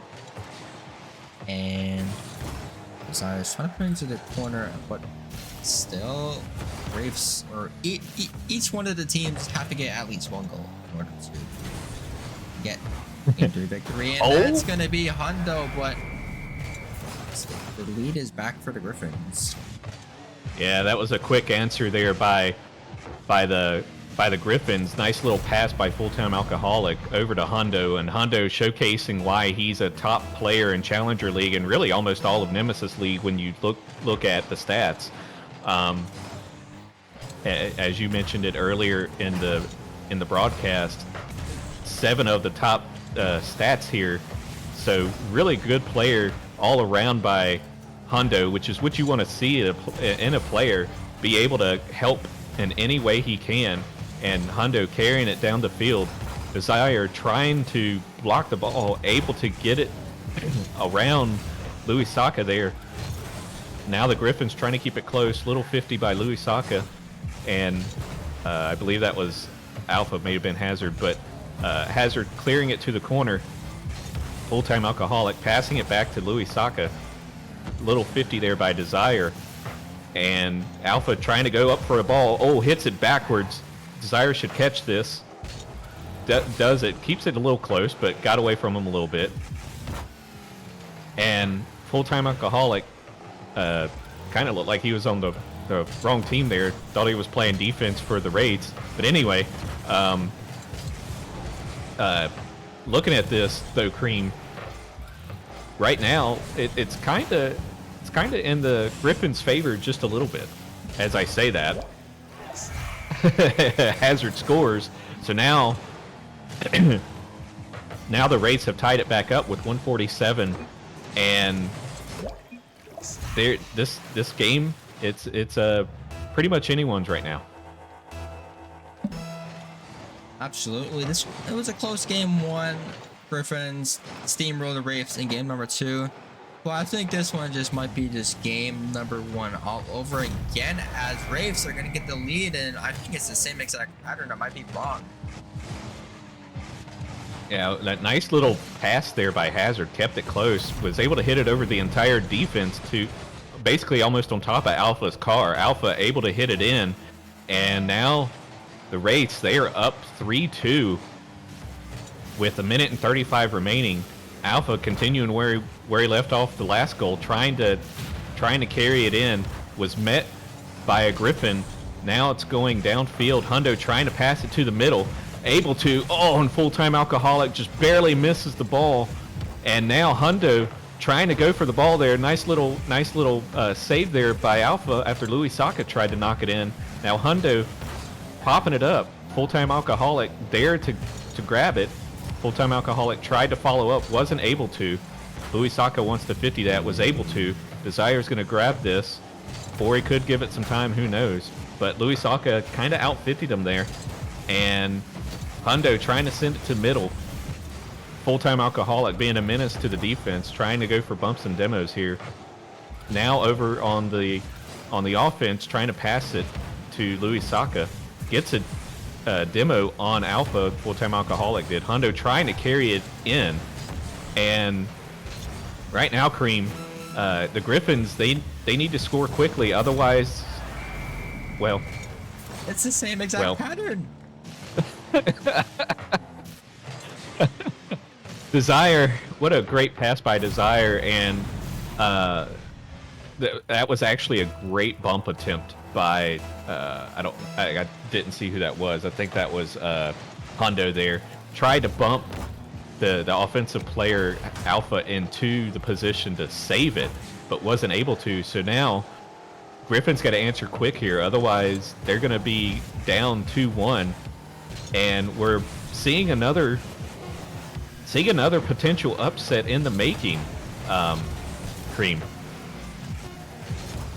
Exactly. Oh, and now it's going to be down. Wraiths are going to regain the series lead 2-1, and they're looking to win the next one after this one to put themselves on match point.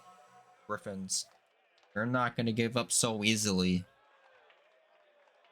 And they certainly won't. The Griffins, though, they definitely need to do something on defense, because they only had 1 save out of the 5 shots that the Wraiths took. And you would want to see more if you're the Griffins on defense. We saw a bunch of double and triple commits on a couple of, I shouldn't say a bunch, we saw a couple of double and triple commits on defense there, which led to those goals. So that's something they'll want to clean up here. I will say, though, one surprising thing going out of that game, Cream, is that the Griffins elected not to take a timeout yet. So the question is, are they having thoughts about taking it later, or are they just trying to get through this? What do you think the strategy is on that calling a timeout here? I think they're just gonna wait it out until they're on their last legs, because I think Griffins mentally are in a place where like that loss wasn't that bad. I think if what we need to do is just play like we did game number 2. That's it. We don't really need a big timeout, a full 60 seconds, and the time frame between the 2 games to recollect ourselves. We don't want to waste it early. What? The Wraiths are looking so strong, and might force one if they keep playing so well as they did last game. Uh-oh. Yeah, oh, what a save there by Louis Saka. That ball was dangerously in front of the net for a long time, but Hazard able to turn around. Ball still somewhat in front of the goal there after that pop-up by Full-Time Alcoholic, and no one was there to clear it out. Hazard took advantage of it, scored the goal. Now the Wraiths are up 1-0 with 4:08. And I agree with that assessment there, Cream, that that they didn't lose badly. You know, that they lost by 2, but that second goal at the very end was just, you know, a little unfortunate. And they're, I got a little lag spike there. But anyway, I probably sounded like a robot for a second. So the Griffins, I think they just want to try and keep the momentum and not break what they're going for here, like what you would see with other teams when that happens, because we've seen tonight already that taking the timeout doesn't always work. So, you know, maybe they learned from that and they just want to go ahead and either hold it for later or just not take it. As we see Hundo and Full-Time Alcoholic, that duo once again getting the goal. Alpha jumped up and wasn't able to get back in position for it. The demo, Full-Time Alcoholic to that third, and now we're tied up 1-1.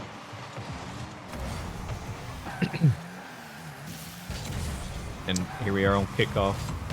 Louis Saka trying to get it down, had no boost to work with. Hundo sending it back to the corner. Full-Time Alcoholic sending it to the corner. No one in the middle of the field for the Griffins. The Wraiths now going on offense. Louis Saka was met there by Desire. Got demoed for the touch that he made. As Full-Time Alcoholic tries to knock that one in, but that defense too strong right there, Cream. Yes, the defense from Wraiths is just absolutely bonkers. Even though they let one goal in, the Griffins had so many opportunities and just none of them worked. Wraiths was just there to save everything, but the ball is still in the Wraiths half. Oh, as I say, it just goes to the other half. But still, defense is key, especially because the next goal could possibly be the most important one, as maybe that one could be the game winner. Maybe no goals could just be scored after this one. Desire almost had an opportunity. Maybe Hazard does, but so far, both teams are playing really solid, both offensively and defensively. But the defense is outweighing the offense. Right. Yeah, absolutely, because you talked about the onslaught that the Griffins had to face, able to save all but one shot so far, and that one shot led to a goal. So all that defensive pressure as Hundo attempts the double, Hazard able to save it. All that offensive pressure hasn't went for nothing yet, but as we're watching the opposite side now, the Griffins on their offensive pressure trying to get it in, and it's this is a slow play by Full-Time Alcoholic, almost able to get that ball in. We're seeing the same thing on the Wraith side now. The defense is doing great, and right now they're just keeping it in the corner, trying to, as we see Full-Time Alcoholic attempt a bump there, as they're just trying to hang on and make sure that they don't succumb to that pressure. Alpha, I said it's a Hazard.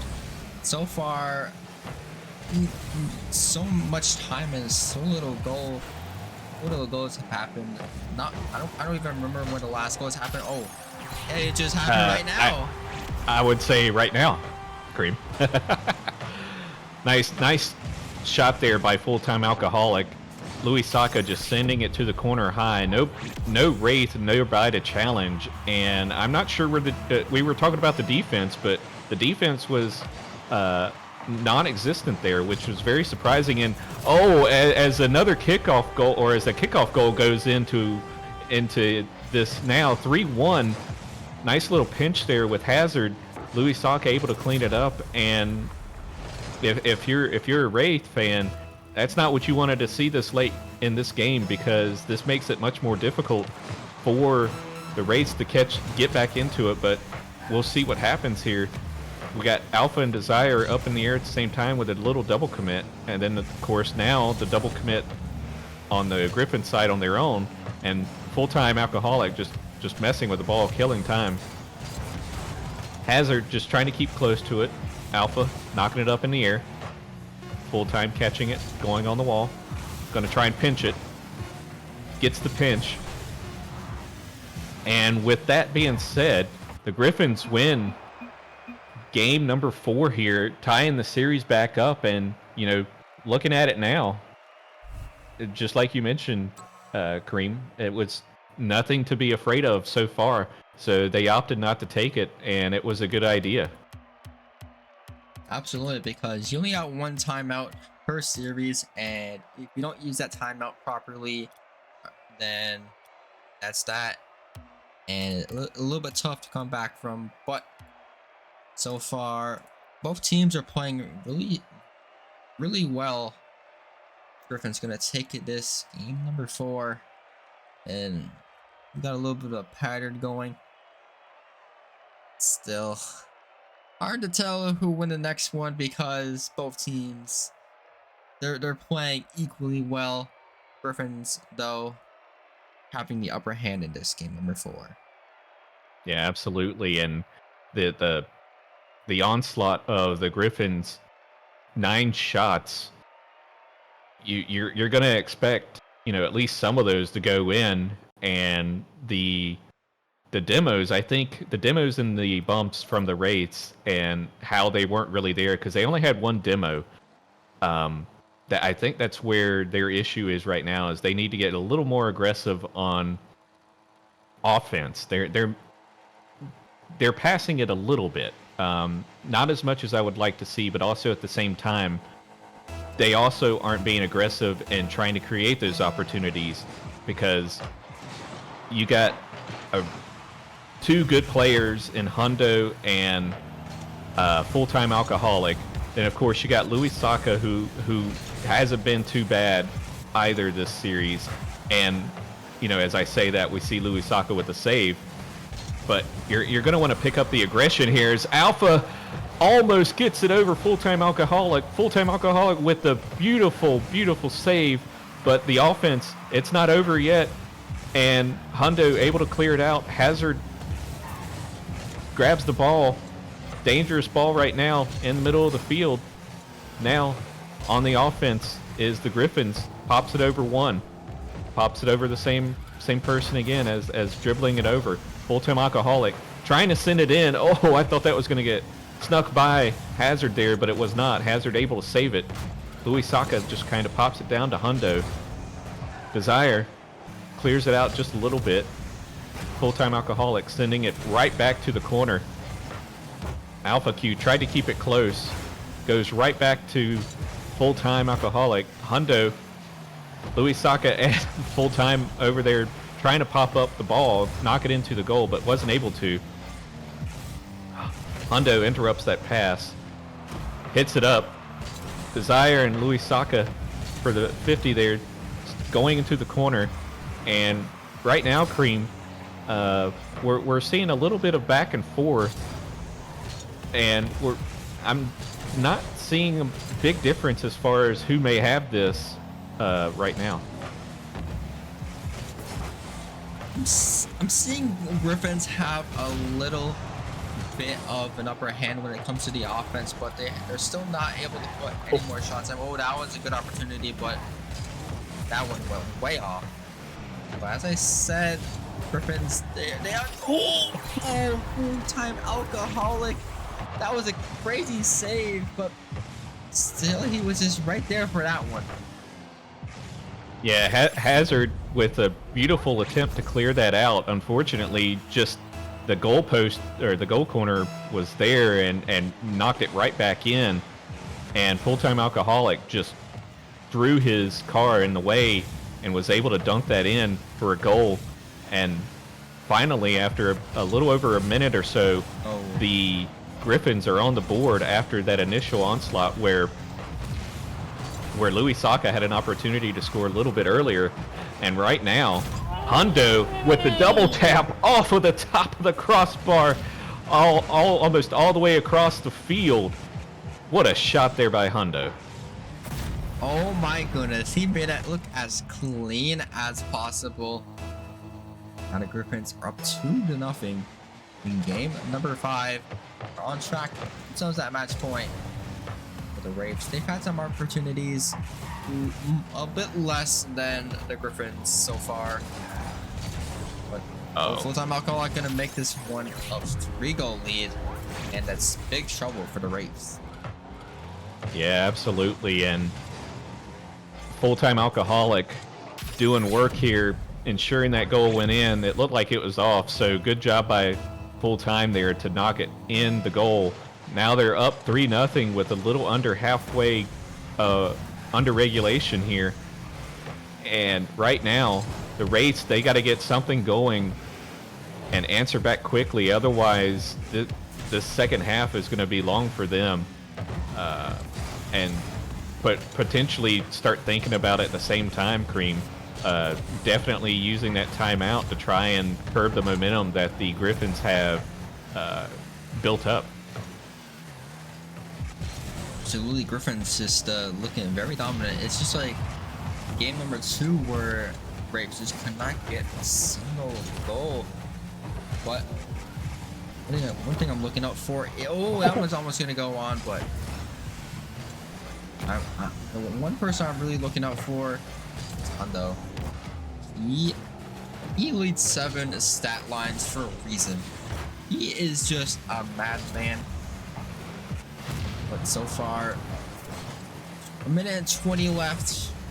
Wraiths just struggling quite a bit. They need to recollect themselves if they want to have a chance. But more likely as time goes by. Yeah, absolutely. And the Griffins with their demos, and nice touch there by Hondo after getting the demo, able to secure that goal. Nice pass there by Louis Saka. I shouldn't say secure the goal, but take the pass from Louis Saka after the flip reset. And right now, the Griffins are cruising. Hazard with an easy kickoff. It looked like they purposely drove away from that the Griffins did. Now full-time alcoholic with the touch. Oh no, light touch there by Hazard. Full-time alcoholic able to follow it up and gets his hat trick for this game. Beautiful capitalization off of Hazard's missed touch, and the game is basically just that. Rage still needs to get one for the road, bring their momentum up, but the thing they'll have to do is a timeout. They've really fallen apart in this game, and they haven't really gotten a goal since the beginning of last game, which says a lot in terms of the performance of the Wraiths. Yeah, absolutely. And Hundo looking like he was attempting his hat trick as well, but wasn't able to get it in there. So Louis Saka getting it towards the middle of the field, wasn't able to do anything else with it. Hundo going back down. Oh my goodness! Off a Hazard's car. I think that's at least the second time we've seen that where Hazard, or Alpha, I think might have been the other one, but it bounces off of a Wraith, and now Hundo gets his hat trick as well. And 7 seconds in, if you're the race right now, you want to try and get a quick kickoff goal to at least get something on the board. But it doesn't look like that's going to happen. So the Griffins win 6-0, and Desire calls in the timeout immediately with 7 seconds left in the game. So they didn't even wait until the actual game ended.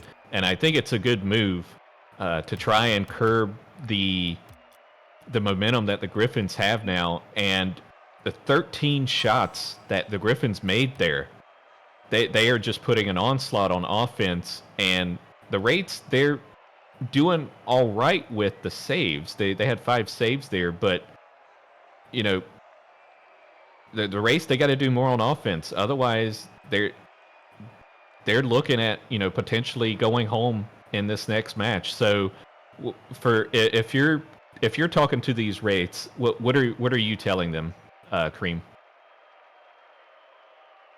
The Wraiths just 6 shots to 13. They gotta find more opportunities to put them up. They need to try and find clears to each other when the Griffins have their attack going, because if not, then Griffins are just gonna put more shots and more shots and more shots on the net, and eventually they're gonna lead to goals, and that's not what the Wraiths want.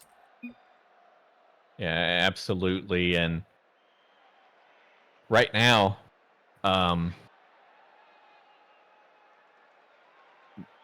you know, we're looking at the timeout, so that's what we're waiting on right now. So we're in a timeout.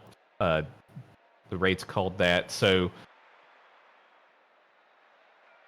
who do you want to see stick out? I think you may have said it the previous game, but it may have cut out for me. But who do you want to see in this game for the Wraiths to step up to try and bring them back into this series? I just really want to see some passing, clearing to each other, capitalizing off of overcommits, which I don't think I've seen too much, but maybe there have been some opportunities to look for some booming clears. Other than that, Wraiths are playing decent. They also need to have a defensive structure, just like I've said to the Griffins when they kind of fell apart in the game number 1. Yeah, I agree. And what one thing that I've seen that I think the Wraiths would need to take advantage of is the rotations of like full-time alcoholic and what is he talking about? I don't know, Okay. but Anywho,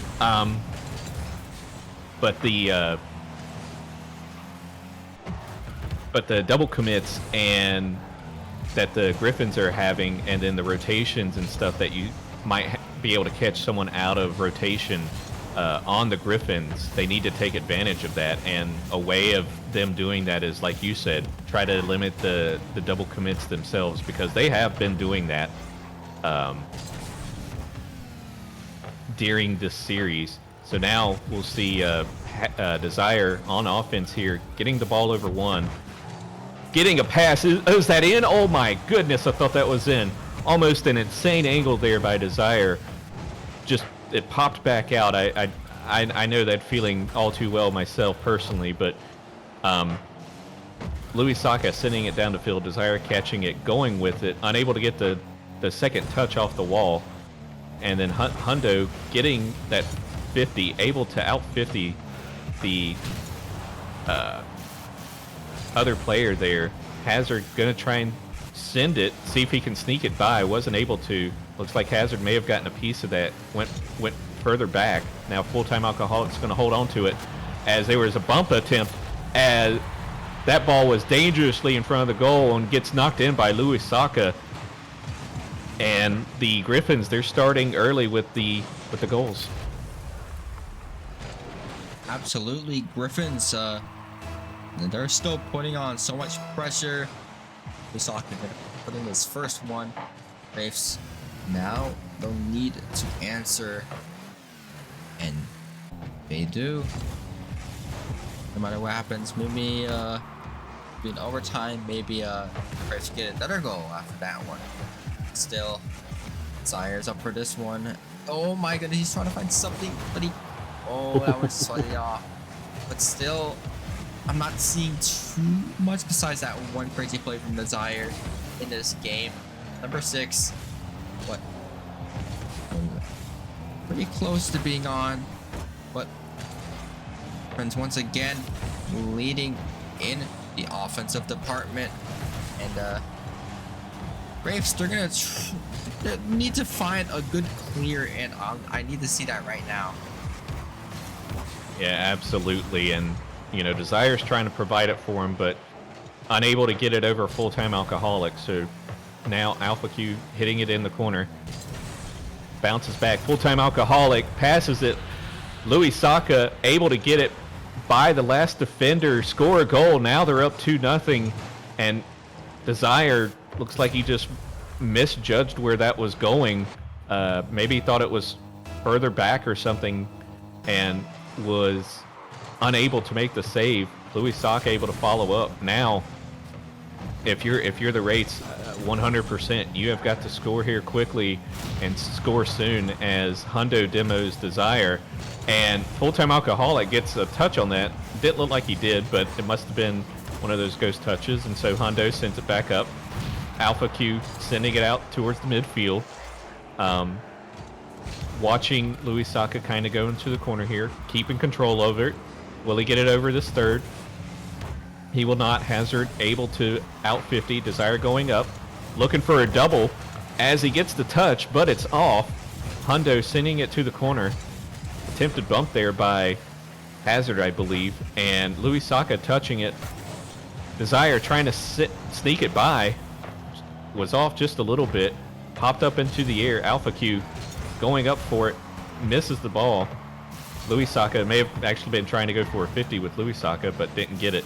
Hazard going up for the ball. And right now, Cream, we're seeing a lot more offensive pressure from the Wraiths, but they're just not able to make it in. Yes, they just don't have too much opportunities. Well, maybe they've had some, but the defense from the Griffins had been just as good as their offense. And with time ticking down, Wraiths, they're gonna need to make a goal as soon as possible, or else it's over for them.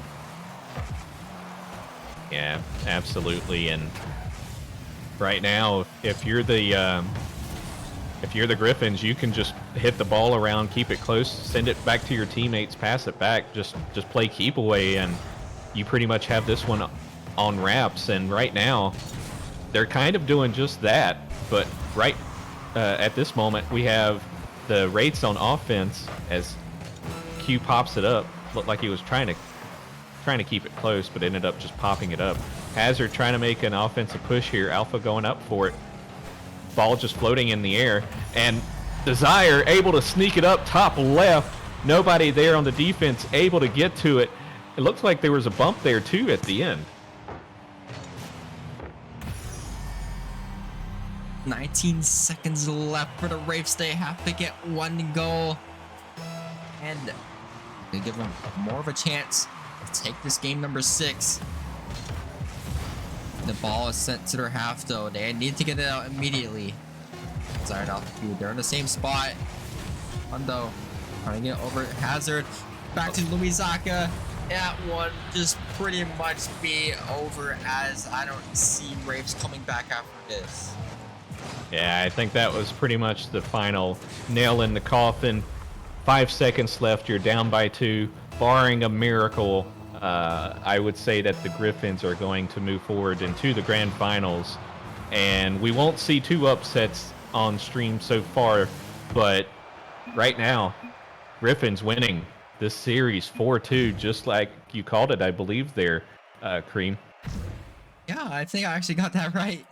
But anyways, Louis Saka gonna get all the goals, a hat trick for himself, MVP for this last game, and that one's pretty much gonna do it.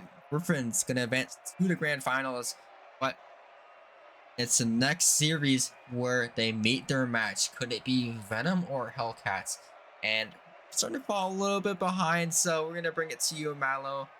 What's your thoughts before we head into break? Yeah, that was we get to find out who they will face immediately here coming up as the Venom number 6 seeded Venom faces the number 8 Hellcats. And right now, that was a great series, and I can't wait to see who is going to face them. So we're going to take a very short break, and then we're going to get back into it. So don't you guys go anywhere, and we'll see you here shortly.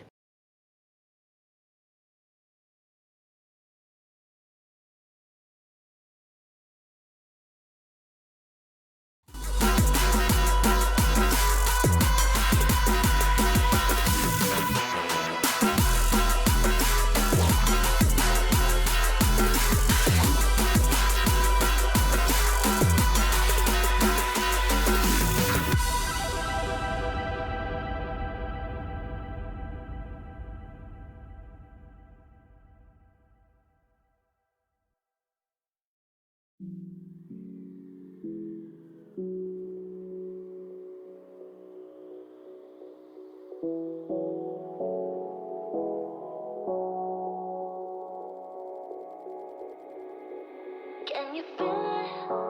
The fire in your soul, leaping at the chance for love. Can you feel it? Haunting your senses, letting all your feelings go. But I can feel it rushing through my veins. Your love's the only drug I know. But we've been playing the hand now we're dealt, so we can light it up. I know that we can make it through the night, but I can feel the fire inside, so there won't be no fear tonight.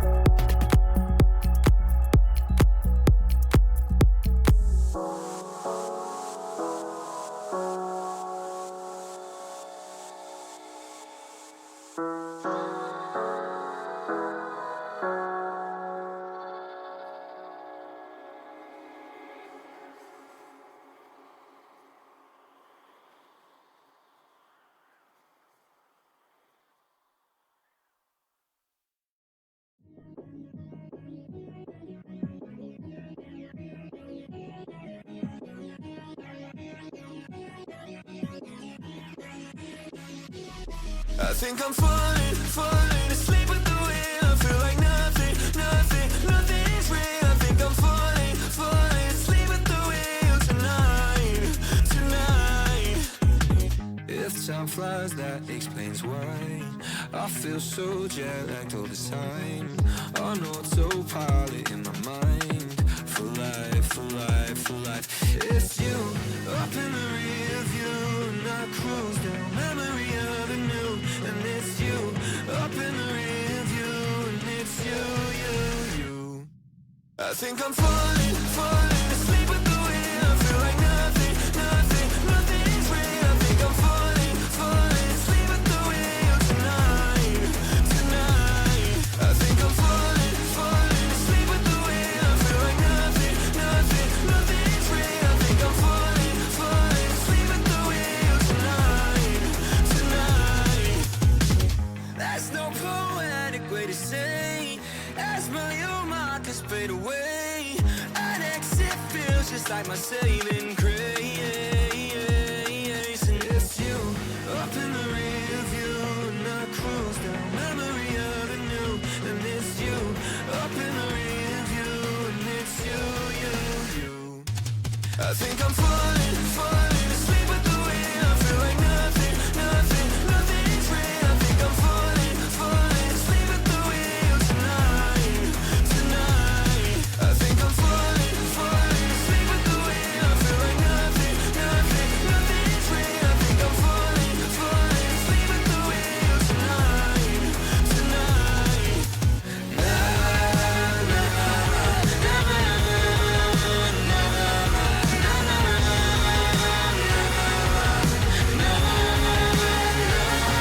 I think I'm falling asleep at the wheel. I feel like nothing's real. I think I'm falling asleep at the wheel tonight.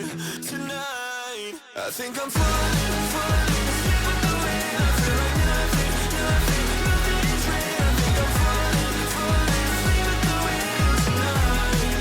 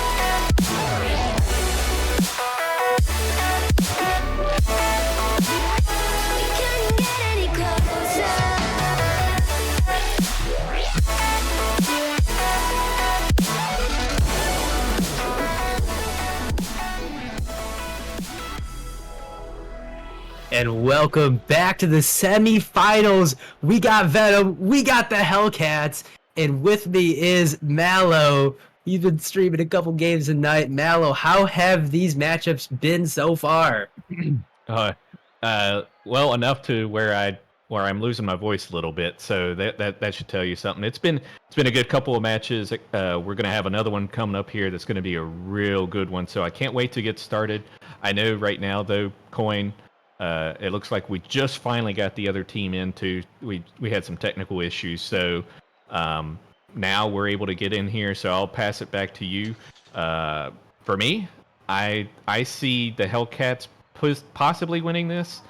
Gilly, number 2 player in Challenger, I don't see them getting past him too much.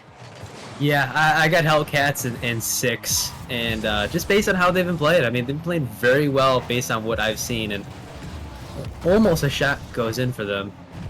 Good little back pick there by Bazinks. Gilly gonna take this one up, try to go all the way with it, redirected by Bowsy. Almost a shot off net, goes high, Blazing, and that's in! Oh man, what a touch there by Blazing. Like, if he would have hit that head on and just smacked it, it probably would have been saved, but instead he took a slow touch on it. Bowsy wasn't ready for that, and here we are, 1-0 early. The Hellcats up. Yeah, I mean, Hellcats starting off strong, 20 seconds in, and there goes Aeon. I mean, this team has been playing very well so far, and they're starting off strong in this series. Is Blazing going to try to get a 50 there? Gilly up towards Blazing, but can't get it. That's a shot on net! Saved by Gilly at the last second. And that one's floating towards the net. Very close here, but so far, Venom's kind of struggling to get it out of their half in the first minute, Mello. Yeah, they are, and looking at this lineup for both of them, I know pretty much all of these players. Been very familiar with them just due to the playoffs and stuff, but I know quite a number of these players just from Nemesis experience, and like in the example of Aeon, I know Aeon from a different league, and they are all good players, which of course they have to be, right, because they're in Challenger League. So we'll see what the Venom team answers back with here as they are trying to push back on offense. Yeah, absolutely. As little pinch, a potential double tap for Gilly here, saved by Yukio. My goodness, what a save! What a save by Yukio! The last second goal line save. Yukio might be somebody we're sleeping on here. Moving forward with this best of 7s. Bowser down. As redirect by Gilly is a save. Yukio straight down. Aeon just gonna cut this one off early. Blazing's gonna fall it off. Push this one downfield. Keep the pressure going. Try to get some bumps along the way. But Zinks is gonna try to go to Bowsy. But they're just really banging it. They're doing a lot of banging to this Hellcats team, and I think they're gonna get punished, Mello. Yeah, absolutely. Especially as that happens, right? But yeah, it's in Challenger League, you can't play the boomer ball. It's not going to work out in your favor. So you keep that ball close. Gilly, one of the best players in the league, especially in Challenger, he's going to make you pay for it. Yeah, absolutely. Just as I say that, the Venom get punished for moving that ball, and Bowsy's gonna get back to this in the last second, but he's gonna get demoed. I mean, the offense by the Hellcats right now, it's been relentless. A lot of controlled passing plays and shutting down that midfield. Can Blazing get a double? He can't. And that's not a fantastic touch, but he recovers, and Yukio's going to take this one downfield. But still a lot of banging. I mean, what it's looking like is they have limited boost, and the solution to this limited boost problem is to bang the ball downfield that they can breathe for a second. Mallow? Yeah. That's how they're doing it, but what they really should do is go for the small pads that are strategically placed around the map and control the ball while doing so, and pass it when needed to a teammate and just keep it close and maybe boom it every once in a while to catch them off guard or something, but not all the time. And right now, it's not too bad, but if they want to try and score here, Venom need to do it now. Yeah, absolutely. As the switch up could mean the difference in game one. Bowsy gonna get the B and the demo. Gilly's gonna take this one downfield. Aeon cannot connect. Yukio has a chance to pass this out to the midfield, but the recovery is gonna get 50. Bowsy again trying to get it to go, and this is what I'd like to see, but not that double commit coming out of, I believe, Yukio and Bazinx, as they are going to have to clean it up with 45 seconds left. That's a good pass to Bazinx. Bazinx potentially could follow this one up. He gets it off the back wall. Gilly, nice touch to the left. As Bazinx over to Gilly. Yukio. Interesting touch here. Able to get it over one. Gets a bump on the next, but right now it's still Hellcats. I mean, it is just absolute domination from this Hellcats on the offense here. Yeah, it's surprising when you look at the shot piece of it. They just got the control, right? It's not necessarily that they're creating a lot of offensive pressure with shots, because they have 7 shots over the Hellcats 6 there. So technically they have more shots than the Hellcats do. So right there, though, Hellcats win game 1, and Gilly showing why he's the number 2 player in Challenger. Yeah, absolutely. As that title does not come lightly. Gilly definitely coming here to complete the task at hand, taking his team to the finals. It would be legendary to see this Hellcats team go on. And for this Venom team, it's time to create some noise right now. I mean, Yukio had a pretty decent game, but he's got to get that ball in the net. Somebody on that Venom's side has got to connect with the ball in a meaningful way. And so far, they are struggling to do so. But they got to make the switch up here in game 2. Yeah, absolutely. And if it, wow, it's surprising though, because Yukio, pretty good player typically, and to see the amount of boomer ball that he's playing is surprising. So we'll see if they clean it up here going into game 2. Yeah, you know, it could be nerves. Game 1 nerves always are common. I mean, I know personally played, and you know too, that sometimes in game 1 it can be a little bit tough, but Bazinx, nice shot. Yeah, good control there, if you want to call it that, because it wasn't close, but was able to keep with it. So it was control in a different sense. So good job there by Bazinx to stay with that ball, even with very little boost, and getting that goal.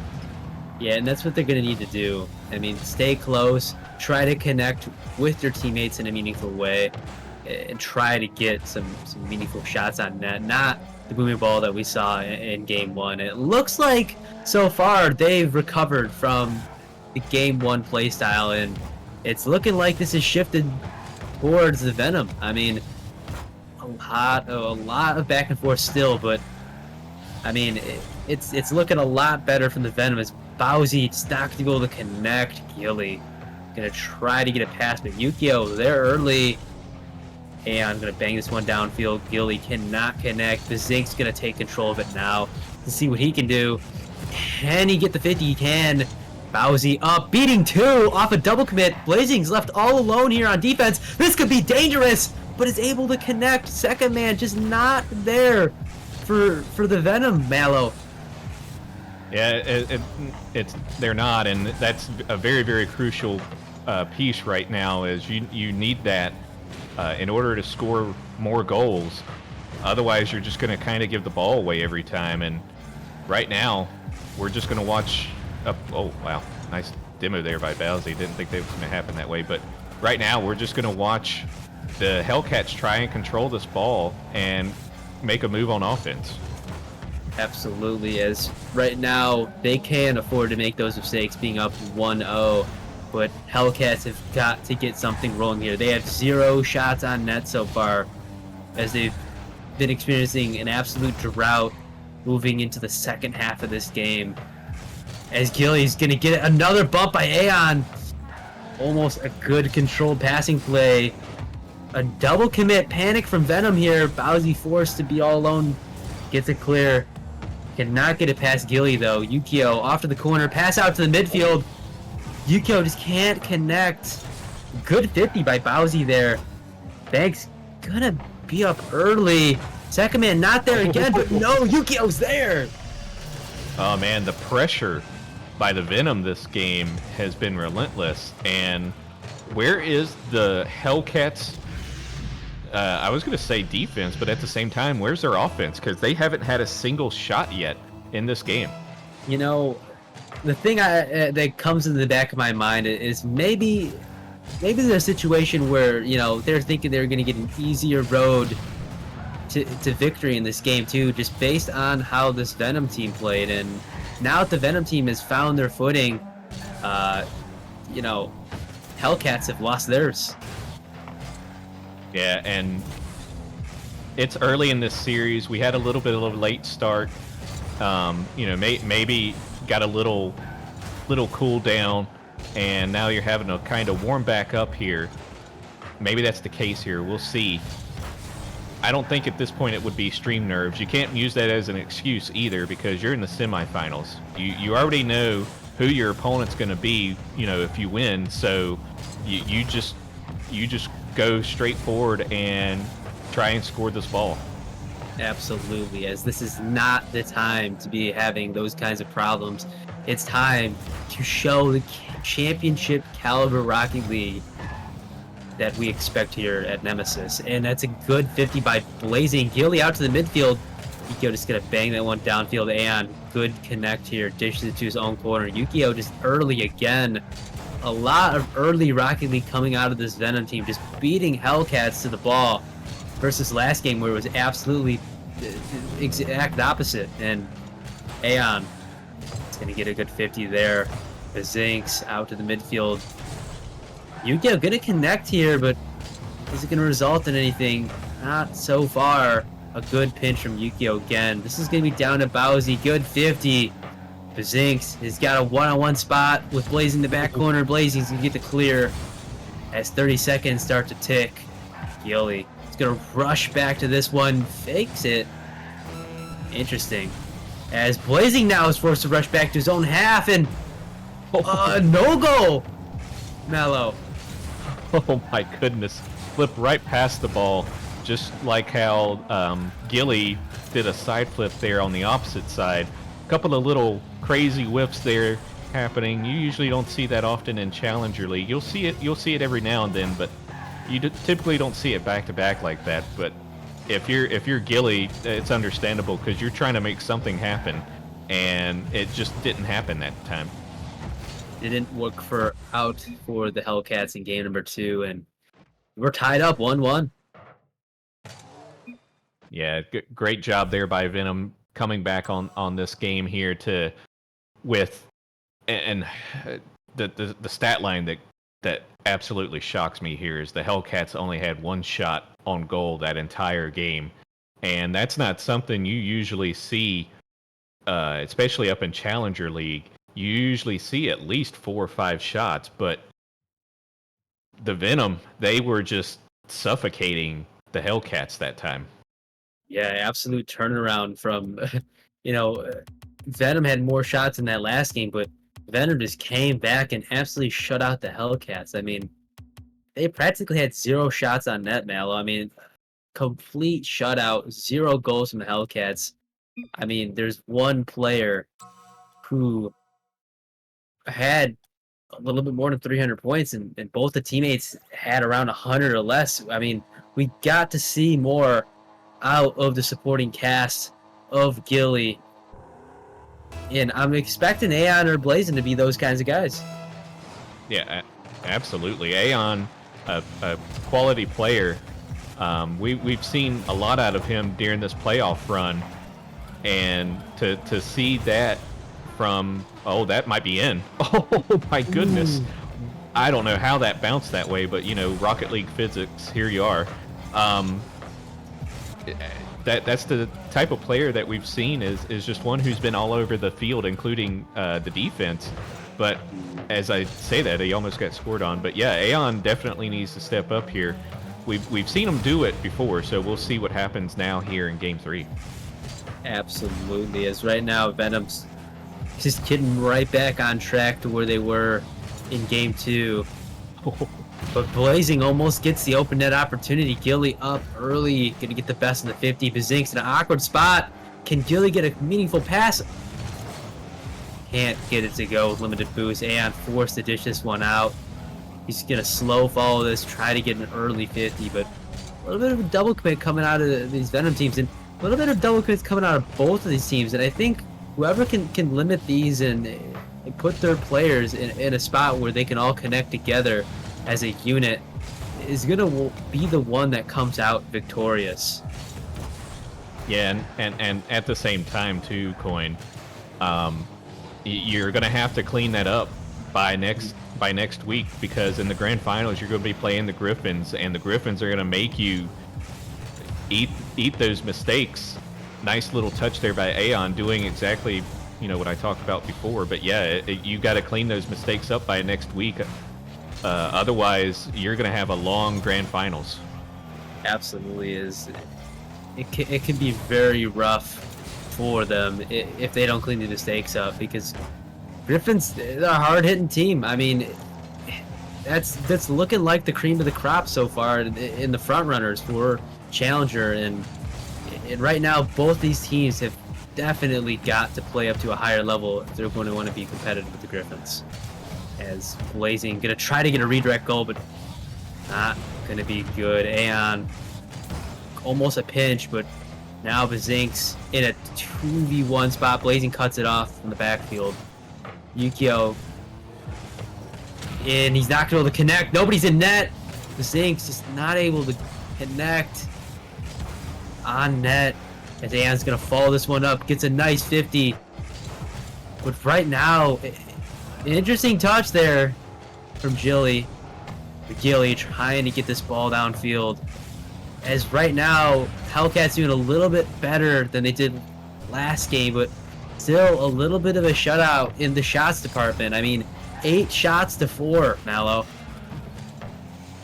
Yeah, I see 2 on the Hellcats, but 8 to 2. My apologies.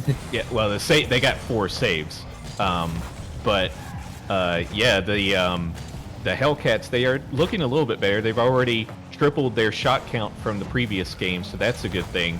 Now they just need to actually score, and I from the way they're playing, it almost makes me think that they didn't get a lot of warm-up time or something, because this is not the team that I saw earlier in the playoffs. Yeah, absolutely. This is looking like a different team, and maybe they got thrown off a little bit, but that can only last for so long. You have to adjust, especially when your opponent starts playing better. Rocket League is a double miss there coming out of Hellcats. It is going to potentially cost them a goal. And now Venom's back on offense. They're going to try to make something happen. Zink's just a little bit wide. 55 seconds. This could go OT. Bowsy could get a triple tap. No, Blazing's going to cut it off. Yukio again just going to bang this one. Bazink shot on net, and it's going to be good. Oh, man. I was wondering when the first goal was going to come and by who, and finally the Venom team was able to get the goal. 1-0 with 42 remaining, and if you're Hellcats, you want to answer quickly here, and I think they can do it. It's just a matter of seeing them do it. As almost a redirect is good from Blazing there.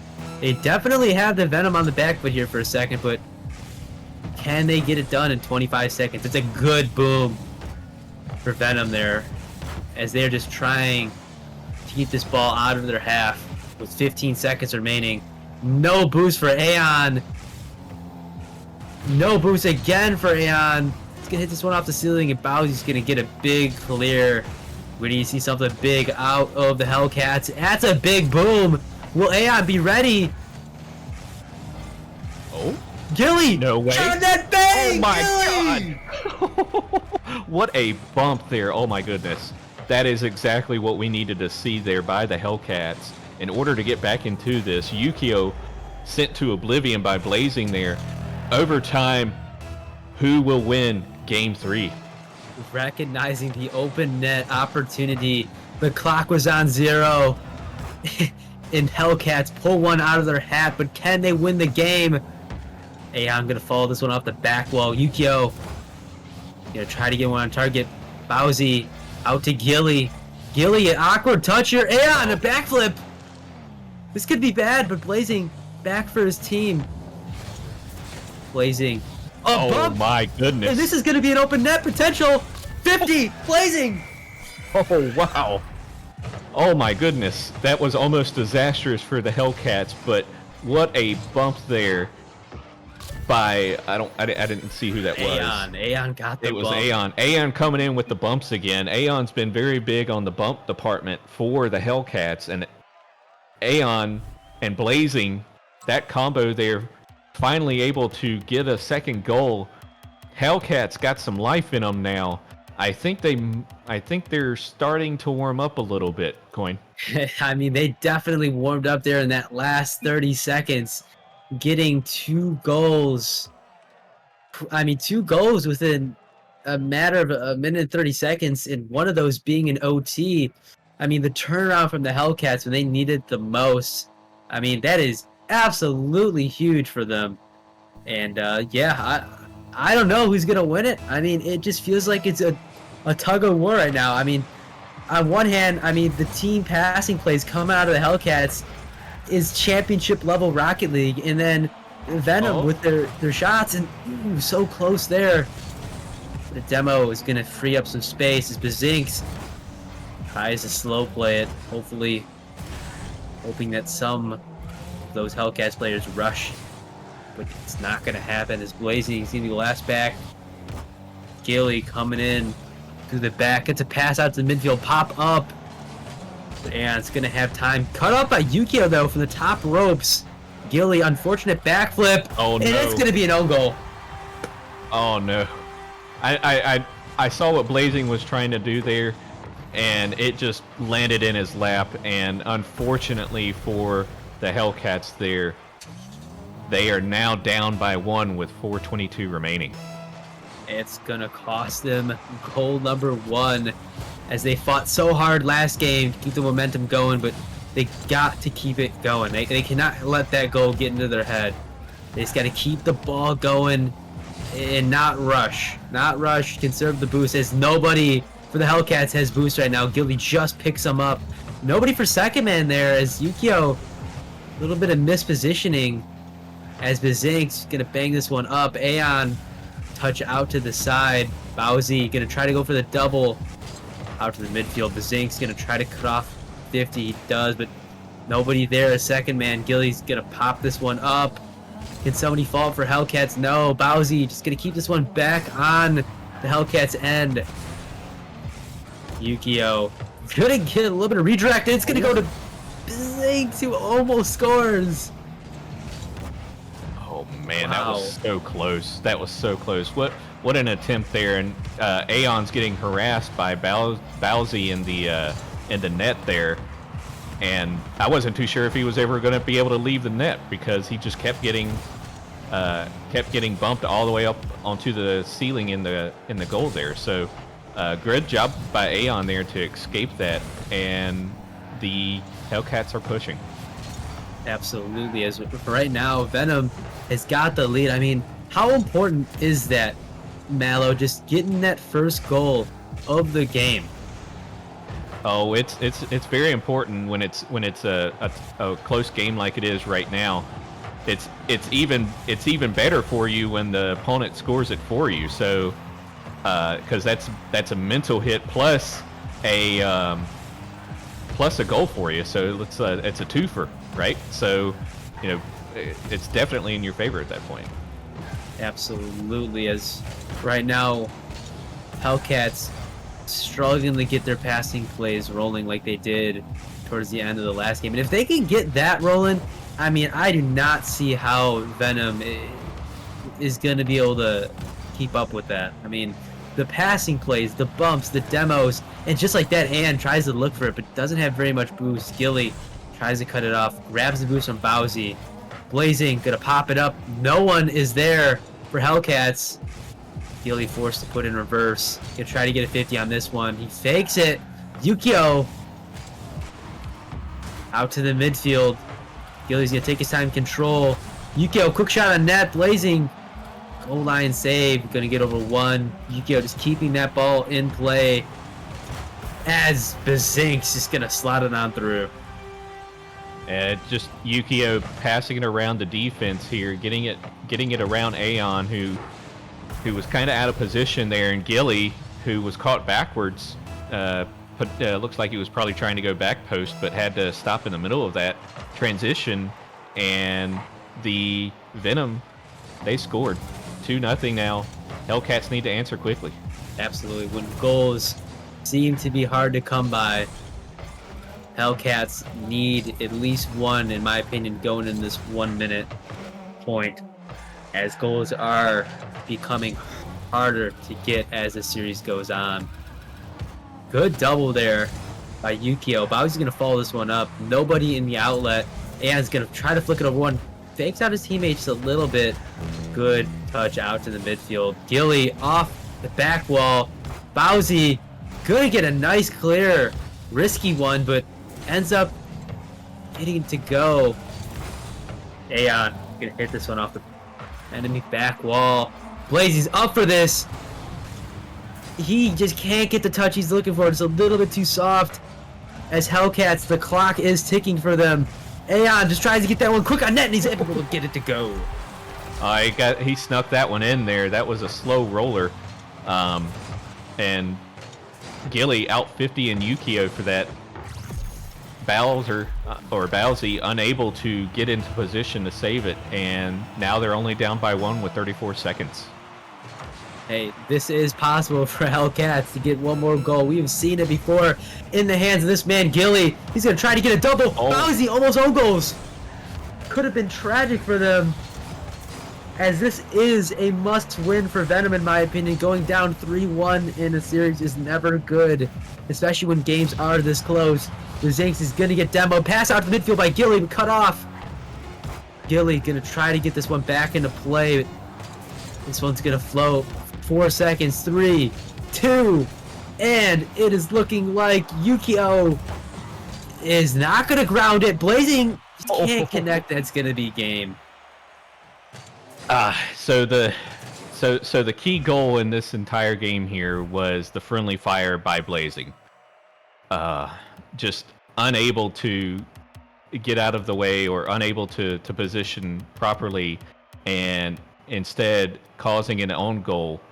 Now we're looking at a 2-2 series going to game 5, which means we're guaranteed game 6.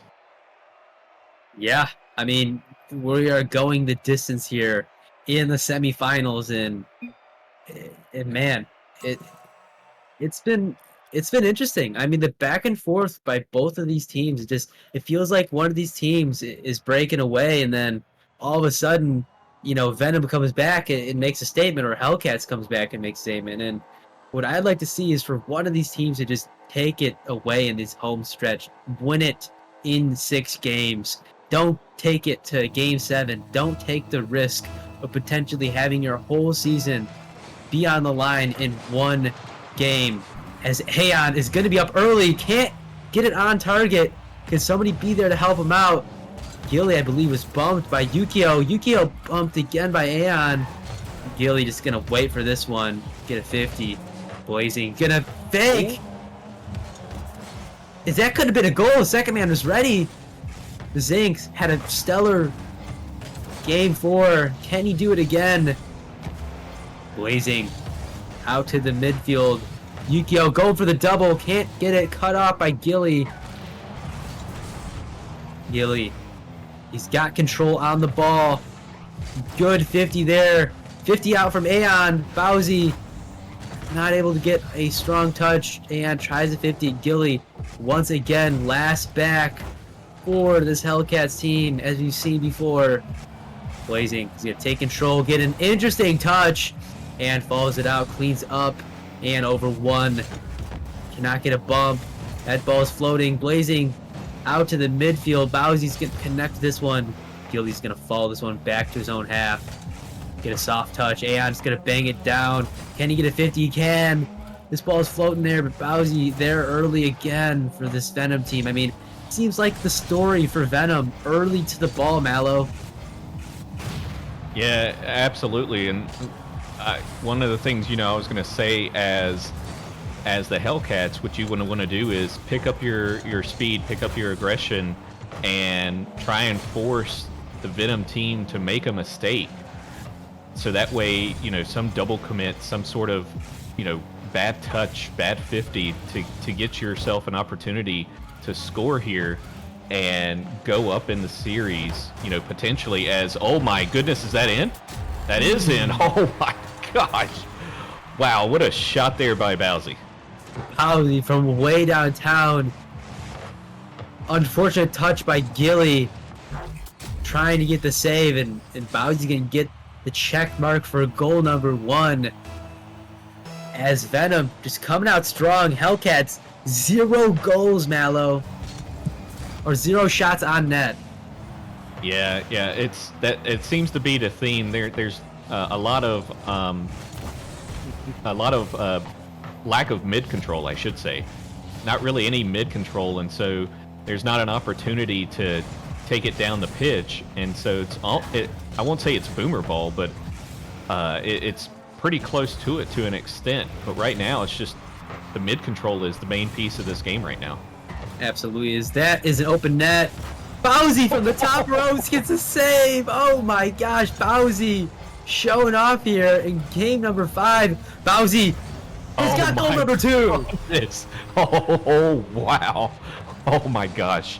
I absolutely loved that first person, or I guess you could say first person camera angle, if you will, even though it's not first person, but that camera angle, watching Bowsy go down to save that ball, and then he turns around, goes down the pitch, and scores the ball. Coast to coast for Bowsy. Getting it past 3 defenders, 0 boost. That could have been dangerous. That's popped over Bowsy. Getting it out. Good outlet pass to Bowsy. Can he get a 50 here? Aeon to pop this one up. Gilly stuck on his own end. Good bump by Aeon, but it's not going to matter. Bowsy's there. And a double! The 3-piece chicken nugget for Bowsy. He's going to get the hat trick. The hat trick. Passes it to himself. Give him an assist too. I know it doesn't go officially on the scoreboard, but just a fantastic pass to himself to set him up in the corner and able to slot it up on the top of the goal. Bowsy shining here with almost 600 points, and we still have 2 minutes left of Rocket League, as it seems like every single one of these players on the Hellcats side is shined, and so far for Venom, for Hellcats, really Gilly has been the only one who has really shown what he has to offer here in the semifinals, and I would like to see a little bit more from Aeon and Blazing. We saw a couple good bumps, but Gilly's been the most consistent here, and I think they just got to slow things down. A lot of double commits, Mal. I mean, that it's costing them right now. I think it could be a little bit of them trying to play hero at the same time, and that never goes well, because there's a lot with those double commits. You're putting your third, who is Gilly usually, but it's not always that. But you're putting your third into a rough situation, and now you just need to manage your boost and try and score here, get something going, as Gilly gets blocked there by Yukio, and go into this next game. The question is, Coin, do you call the timeout? I think we do. I mean, it's going to give me, if I'm in that position, it's going to give me and my team a little bit of time. Just slow stuff down. talk about what we need to do, and then get into the right headspace. But right now, like you said, it's not Boomer Ball, but it's pretty close to it, and it's just not working for this Hellcats team. And I saw somebody in the comments section in the chat saying that it seems like everybody on Hellcats is going for the ball, and that's part of why they're losing right now. Yeah, and that goes back to my reference to that was the trying to play hero, right?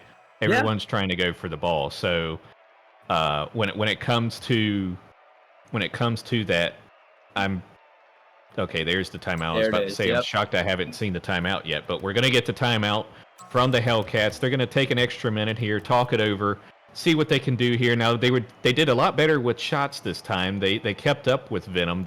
Each team had 6 shots here, but Venom 6 saves. They saved every single shot. And so when you start seeing that, that means that you need to do something to disrupt that on offense. You need to go for bumps. You need to go for demos. Make some cross pitch passes.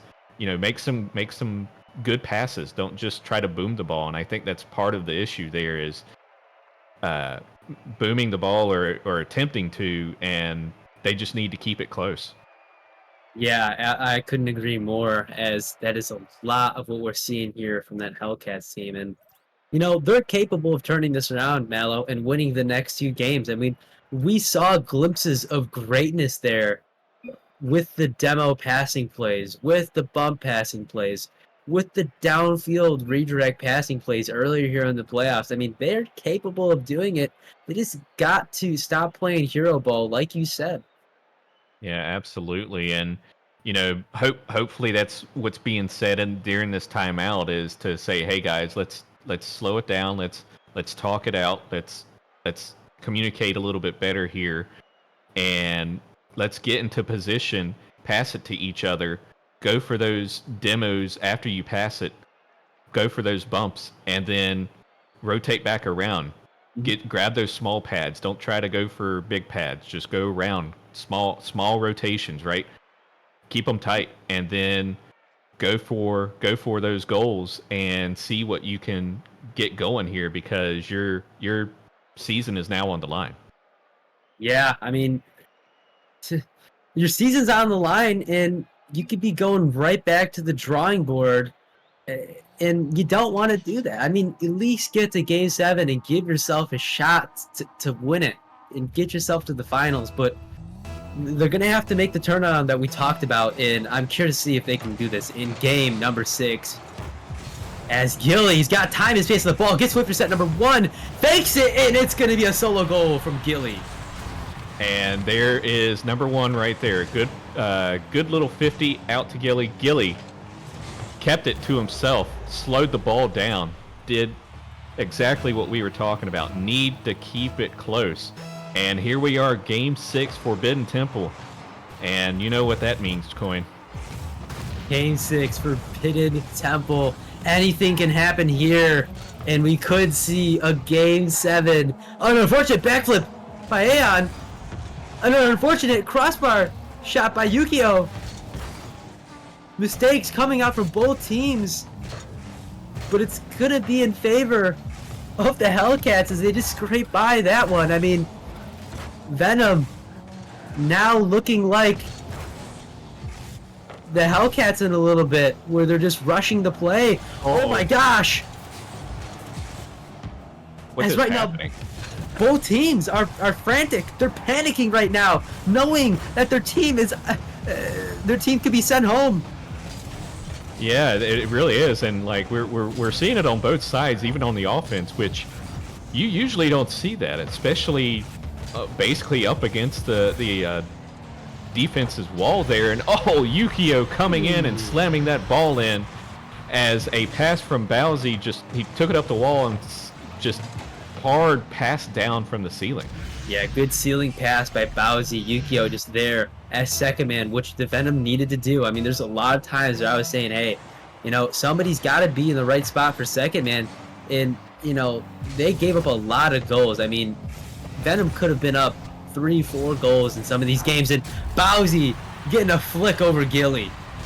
I don't know what happened to Aeon there. He kind of, whoa, that was Whoa. wild on the replay, but he just barely missed that ball. It looked like he may have accidentally side jumped, and unfortunately, it cost them a goal. Could be a Rocket League server curse, as it was looking like he faced that ball. Another shot out from Yukio, and man, this Venom team is getting rolling now. Yeah, that demo was perfect by Yukio.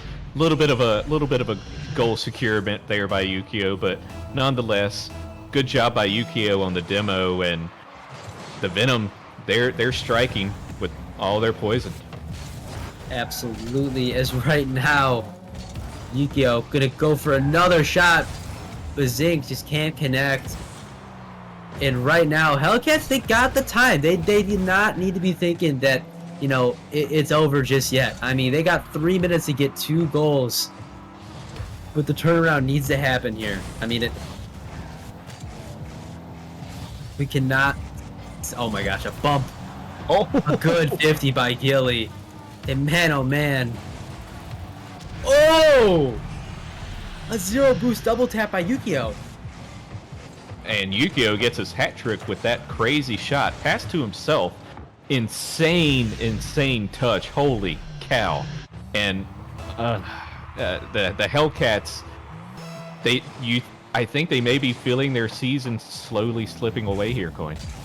It's feeling like it, as right now, Yukio, the guy I said needs to have a breakout game, is having it here, right in front of our own eyes. When it matters the most, you can send home the Hellcats, not go to a Game 7, and send yourself to the finals. Here it is, 2 minutes, 30 seconds left. Can they make it happen, or will the Hellcats come back and force a Game 7? Good demo there by Blazing. Gilly gonna follow this one up. Has no boost though. Not a preferred spot. Aeon, assuming a 50 is gonna come through. Gilly out to the sidewall.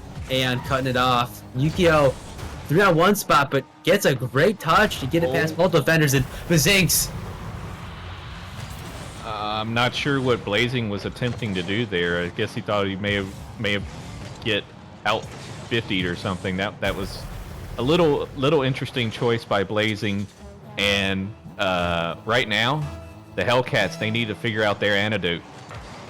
Absolutely, as right now the Hellcats are fizzling out right in front of our eyes. The Hellcats collapse from the glory of from the regular season and the glory from earlier in the playoffs, as they were looking like a solid team. And I mean, both of us had the Hellcats winning this series in 6, and now Venom is looking like they're gonna win in 6. And right now, as the clock ticks, it is looking more and more like that 5th goal from the Venom is looking like a dagger. Yeah, absolutely. And if you're the Hellcats, you don't be mad at your season. You know, unfortunately, how it goes down here, but you got a full reset coming next season. Cozy Boy, he's a fantastic GM. He done a great job this season as his, I believe, his second, or could be his first season as GM, and he's just gonna build much better teams as he goes forward here. So, congrats to Venom, and who is also with a new GM in LK. So, both built very good squads early on in their GM careers. One going to grand finals to face the Griffins, the other going home right now, but going forward can easily build a dynasty or a franchise. Yeah, absolutely. A good FO. I mean, it's huge. I mean, how active, your franchise leader is.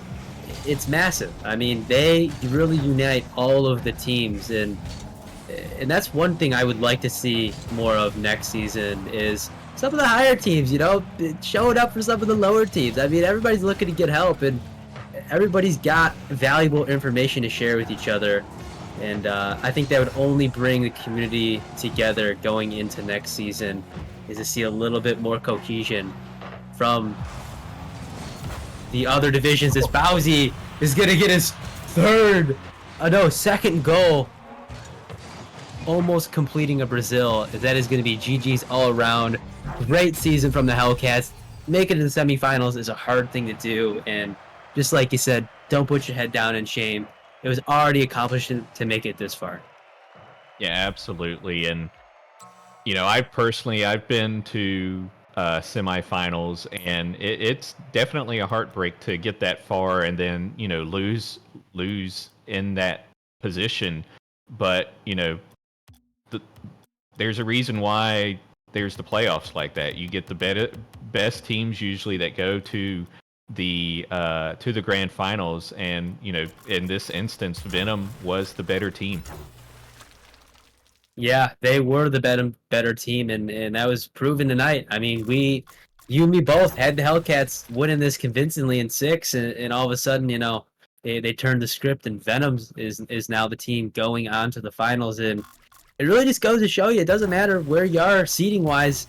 I mean, you could take it all, and that's what's so great about having a league like this is that the competition is just so close that anybody really has a chance to win it all.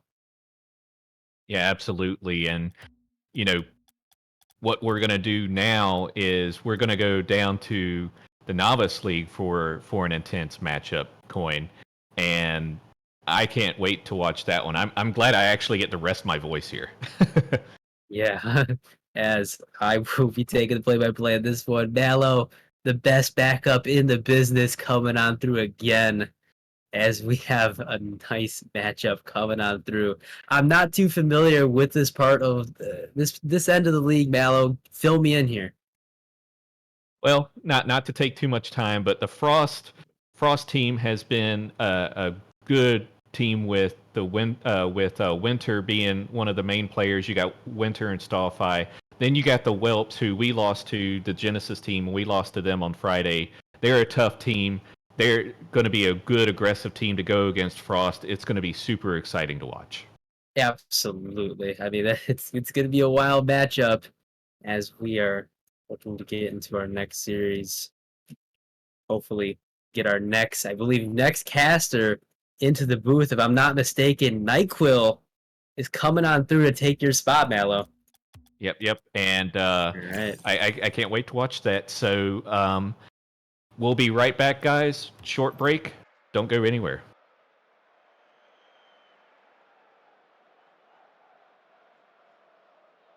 My apologies.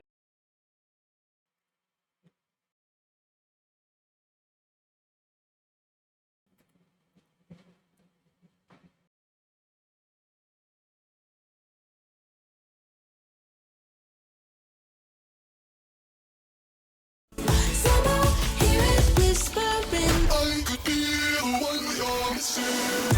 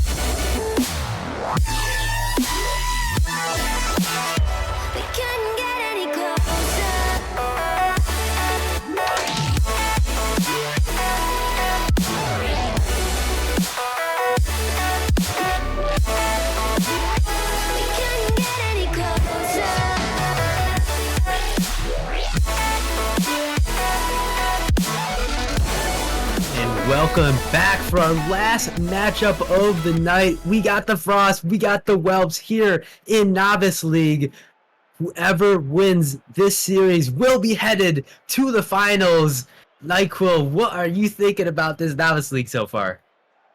Novice League has definitely turned into something that I've never seen before. It's more hyped up than it's ever been. It's a lot crazier than it's ever been with all the team comps and how everyone, works together and plays against each other. And I think in this matchup with Frost and Whelps have actually made sort of a comeback. They started undefeated at the beginning of the season, slowed down a little bit, but towards the end, and especially towards postseason, they have really ramped it up. They have gotten faster, played better, better team chemistry. I think they're going to give this Frost team some trouble. Yeah, absolutely. As I know, some players from, I believe, Frost with Stoffify, but I mean, you'd love to see it coming back from having a strong start and then falling off and then coming back again and to make it all the way to the semifinals where you're trying to get it to go. I mean, you're trying to get your team over the hump so that you can get in that championship matchup. I mean, that's what we're looking for, as it has looked like teams are joining as we will give them the okay. Frost Whelps, who will be going on to the finals, as we're going to roll right into this one. Everyone is ready here. Last match of the night. Gonna be an interesting one. Oh, it's definitely Stuffy. gonna Yeah, definitely so. As this one starting off a little bit strong. Winter gonna follow this one up. Stoffify out to the midfield. But LeBerry's gonna control it, take his time, but gonna get cut off by Berkey. Berkey gonna try to follow this one up. Good cut off by Elite. A little bit of a whip bear by Stoffify. It could cost him, and it cost does. him. Oh my goodness, tough miss by Stahl. I know he's hurting after that one. And Control just able Winter just by a little bit to put it in behind him. Absolutely, as you can't let that get into your head, NyQuil. I mean, how important is it to keep up your mental when those mistakes come through? It's very important. A lot of people undermine how important it is to keep your mental state in check when it comes to playing video games in general, because your mental state can really take a toll on you. If you start to get down on yourself or feel like you can't win, it's gonna translate to your gameplay, and it's not gonna look good for you. Absolutely, as it seems like the Frost are still trying to find their footing right now as Cardinal comes on through for goal number 2. Cardinal put an absolute stinger on the back of that net. He didn't waste no time putting a shot on and outbeating Berkey, just slamming it to the back of the net, getting his team the second goal here in game 1. Absolutely coming on through for goal number 2. As right now, Whelps seem to be the underdog coming into this matchup, and now all of a sudden, they're up 2 goals. I mean, that's got to be a confidence booster for this Whelps team, right? It has to be, because normally you would think that the higher seed will just come in, sweep the floor, and then go on to the next game. But the underdogs here, the Whelps, like I said, they've been looking strong towards the end of their season and in playoffs, and they're proving themselves here while they belong here in the playoffs. Almost a redirect goal there. A peak moment here in Novice, so close. As Cardinal is going to bang that one on through. Elite is going to bang it off the sidewall here. Gets it past one. LeBerry. Interesting name as 2. Gets it past 2. As right now, Berkey going to get cut off by Elite. As right now, Whelps are doing a fantastic job at cutting off that midfield Rocket League. Yeah, they are definitely controlling everything, controlling the ball, their cars, their boost, keeping it out of Frost's hands, because the moment, especially Stahl, the moment Stahl gets the ball in his hands, the whole game is going to change. He's going to be able to do whatever he wants, no matter if he has to go through 1, 2, 3 people, he's going to get through everybody. So Whelps is doing a good job at keeping the ball out of Frost's hands in general, and can just controlling the ball. They're doing whatever they want with the ball, taking it up downfield, putting shots on. They're just having a blast out here. Absolutely. As the 2 shots on net that they've had so far has been goals, 100% from the field from this Whelps team. And it seems like they're shutting down Staw. I mean, he is struggling to find some momentum here. As a nice demo comes through for Berkey. Winter's got time and space with the boost. Staw's going to take it, though. And Staw gets the first one on the board, just as I say that. There it is. That's all Staw needs. You give him 1 goal, it's like he power-ups almost. That's all he needs is 1 goal to fall, and everything else is going to come like a stack of dominoes falling down, but except it's a good thing. Absolutely. As it seems like Staw has found his momentum. LeBerry out to Berkey. Elite not able to connect. Cardinal up a little bit too soon. LeBerry following this one up. Gets a nice demo as Elite. As Berkey is going to hit this one down. Yeah, and right now it is still a lot of back and forth, but so far, Whelps have been able to do a decent job at holding. Oh. That might not be big. Oh. Oh, Control. What happened there exactly? He got a pinch hit off the top of Stahl's car, and there was just nobody from Frost back in net to defend that. That was just kind of unfortunate. Too strong indeed, pushing that one through on Staw's head, and Staw is gonna try to come back from that one, taking it downfield out to Winter. LeBerry just gets a nice little save there, driving a little bit past the ball, kind of cutting his teammate off there, but it's not gonna cost him so far. As right now, a lot of back and forth. As Elite gonna bang this one out to the midfield. Trying to get it away from the Frost here, and that's a nice shot on net. Whelps playing good Rocket League, but no, leaving their third man in a tough position. Staw, he's gonna get that one to go. I think that was a good decision to go for the passing play, because Winter might have gotten beat if he just cut the shot by or if he just cut the shot. Control was going to be there to save it, so I think they opted really good there to go for a passing play and let Stahl finish it off. Absolutely, as right now it is looking like neck and neck, like Staw could come back from this one. I mean, there's only 40 seconds left, but they could make it happen, as the Whelps are going to try to make that not be the case. Cardinal up for that one.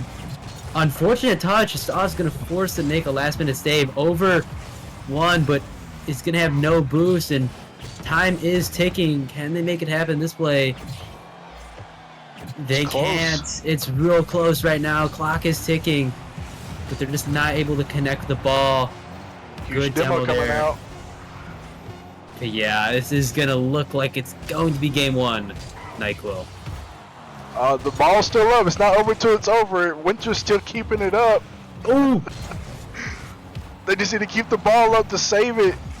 That's gonna be it. That's gonna be it. Just like that, game 1 gonna go into the Whelps' favor right now. Look at that.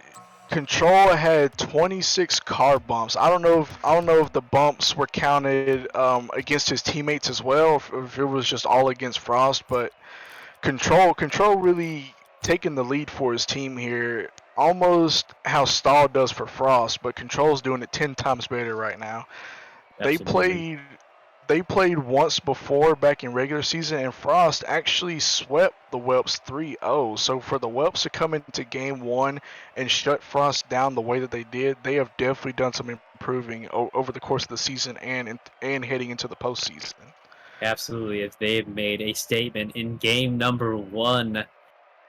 It's going to be interesting, though. I mean, Frost started to come on there in that last minute, and, you know, if they can keep that going the entire game, it's going to be tough for the Whelps. Yeah, Whelps are they're just gonna have to keep playing their game, play comfortably, stick to what you know, and stick to what you do best, and don't, overcommit or get into a position where you're uncomfortable. Just as long as they keep playing the way that they did in game 1, I think Frost are gonna have a really tough time trying to get something going for themselves. Absolutely.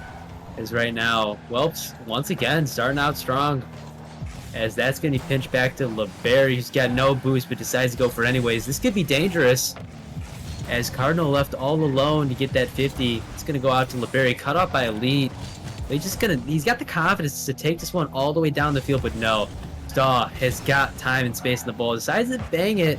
Interesting play by Staw. Not the biggest fan. I mean, Staw is a more than capable player of controlling the ball and making something happen. But here, Berkey is looking like he's going to be that guy, and he just hits it, can't get it to go. Winter's going to get bumped there off the ball.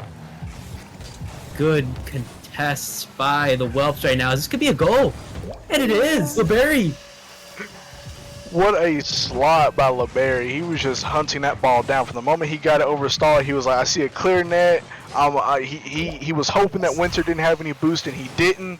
And that's all the space LeBerry needed to put it just in front of Winter, and he couldn't save it. Couldn't save that angle. I mean, sidebar in is a wild angle. Stahl can try to get this one back. Cannot connect. Falling down. Elite able to get a piece of it, but this one's dangerous out to the midfield. LeBerry there. As LeBerry's going to try to follow this one up. Pinches it on through. Out to Berkey. Stuffed by Elite. I mean, this Whelps team is playing fearless right now. Yeah, the Whelps are doing exactly what they needed to do. This high intensity and high mechanical team that Frost has here, as long as you're 50ing everything that Frost is trying to attempt to do, you know, just contesting them when you need to, taking their boost, you know, pre-jumping them if you need to, as long as you're putting pressure on Frost and not give them space to do what they want to do, it's going to be hard for them to find any kind of offense. Absolutely, as right now, as we get close to the halfway point, not a lot coming out of the Frost. As he get a nice 50, and that's going to go through by Ska. Unfortunately, I think Control was moving forward a little too quick. I know he tried to jump. Yeah, he didn't slow down before he jumped, and that's all Stahl needed, is for someone on Whelps to start making mistakes, and Frost is going to capitalize on it. As long as Whelps keep their composure and keep the ball close to them and don't just bang it or lose control, then I think the Whelps are going to be in really good shape for the rest of the series. Yeah, I would agree. As LeBerry off the back wall, what a save! As he's gonna actually get bumped by Staw. A little bit of aggression there. Berkey up early. Elite's gonna be forced to play this one off his own back wall. That's dangerous, and Staw's gonna score.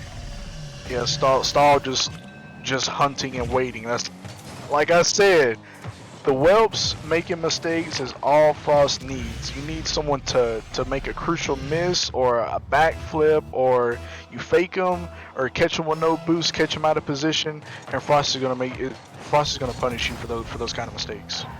Absolutely, as they've gotten two punches back to back. Almost a wild redirect by Control. And you know, I would just like to see this Whelps team make a little bit less mistakes. Like you said, you know, not panic so hard on defense and bang the ball away. I mean, this team is looking like the more complete team out of the two, but they're just making too many mistakes, like you said. I think it's just maybe game one they were really hot, and game two they're just, you know, trying to slow it down, not do too many fancy things, and just, like I said, keep to what they know. And they're maybe doing that a little too much. They gotta be more aggressive. You know, take the ball back onto Frost's half side of the field like they did in game one.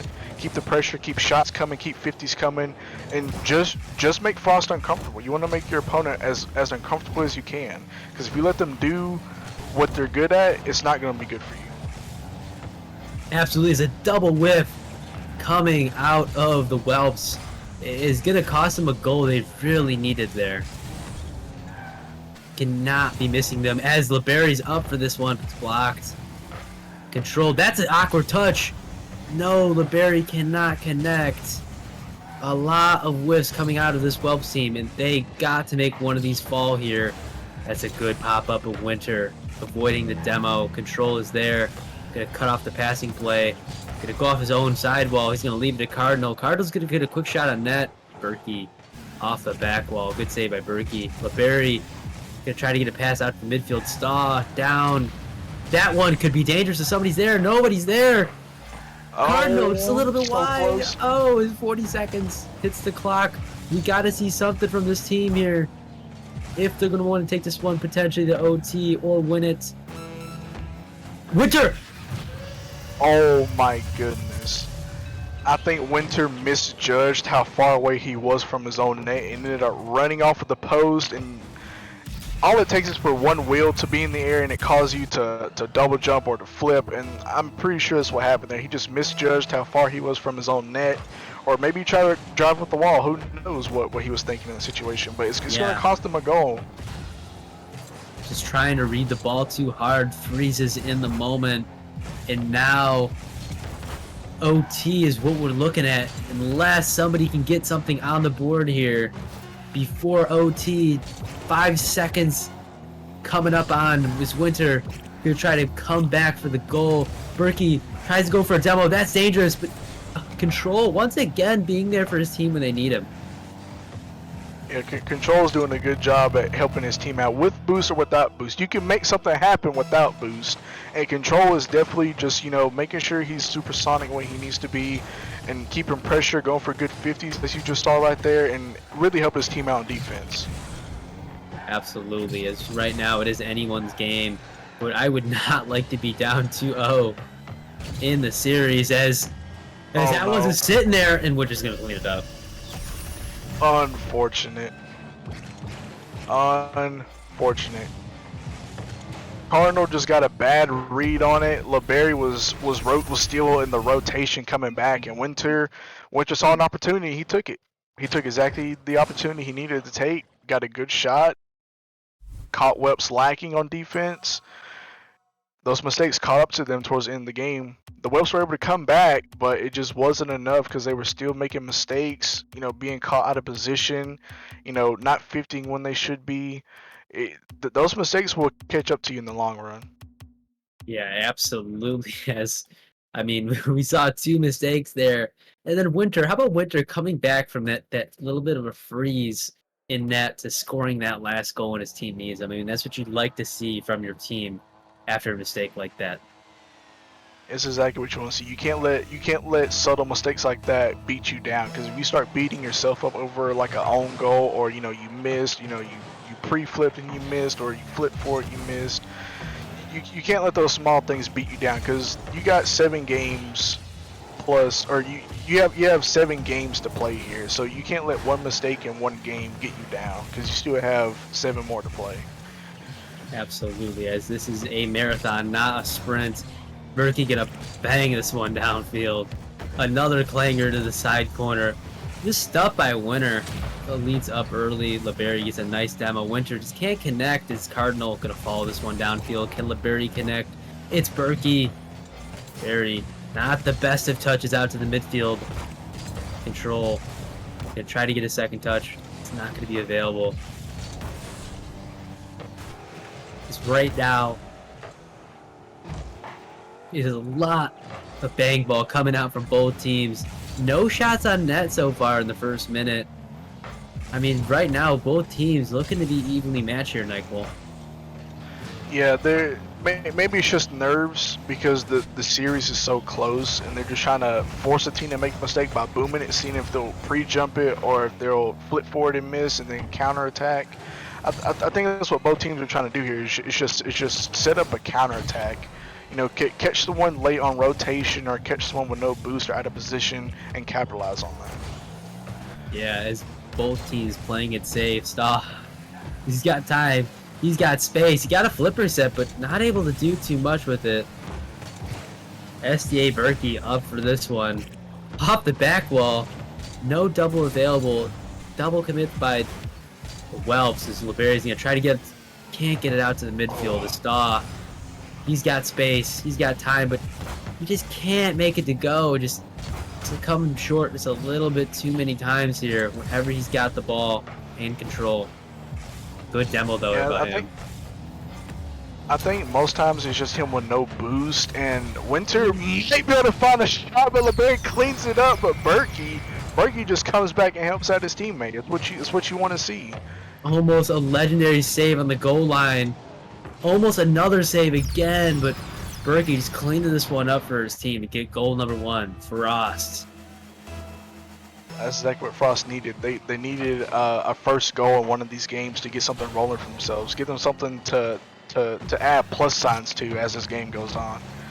Absolutely. Is Berkey going to try to get one on target? Staw, again, just there for his team. I mean, a lot of momentum here from this Frost team so far, as the turnaround has been made from game 1, and they are looking like a new team. Control's got time on the ball, but he's got no boost. Unfortunate. Like to see a little bit of pad rotation from these novice teams. I mean, it would definitely benefit them and how quick they can play. Yeah, most people in novice in these lower ranks, they more so look for the big pads. The big pads that are closest to them, or stealing them after they, get a touch or get a 50. They're not looking for the small pass. They're looking to take the big pads and make the big play. Cross field, air dribble, double tap, reset. They're looking to do the fancy stuff. They're not looking at the small things that will eventually lead to big things. They're just trying to make big plays as soon as possible. As that is very true. A lot of bang ball coming on through for the novice league as Elite pops it up, but man, a little bit stagnant from this Welps team right now. Is they're struggling to get shots on net. I mean, and just as I say that, Caster's curse Elite. Man, Control heard you. He said, "I'm tired of hearing that." He said, "I got you. You want something to talk about? Take this drop down into the back of Frost net." Now, he's gonna bring his team back into this game, tying it up 1-1. Oh, this game is definitely starting to turn up here. You want to wake us up, you got to do things like that. And Elite just going to hit that one. Bins, corner right for the tie. But his team really needed a goal like this. I mean, it had been a little while since we had seen a goal from this Welps team. And I had to think to myself, is the Welps, whittling away?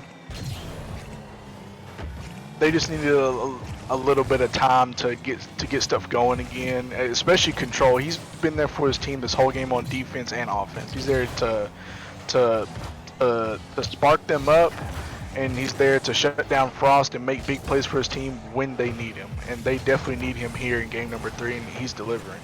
Oh, almost off the back wall.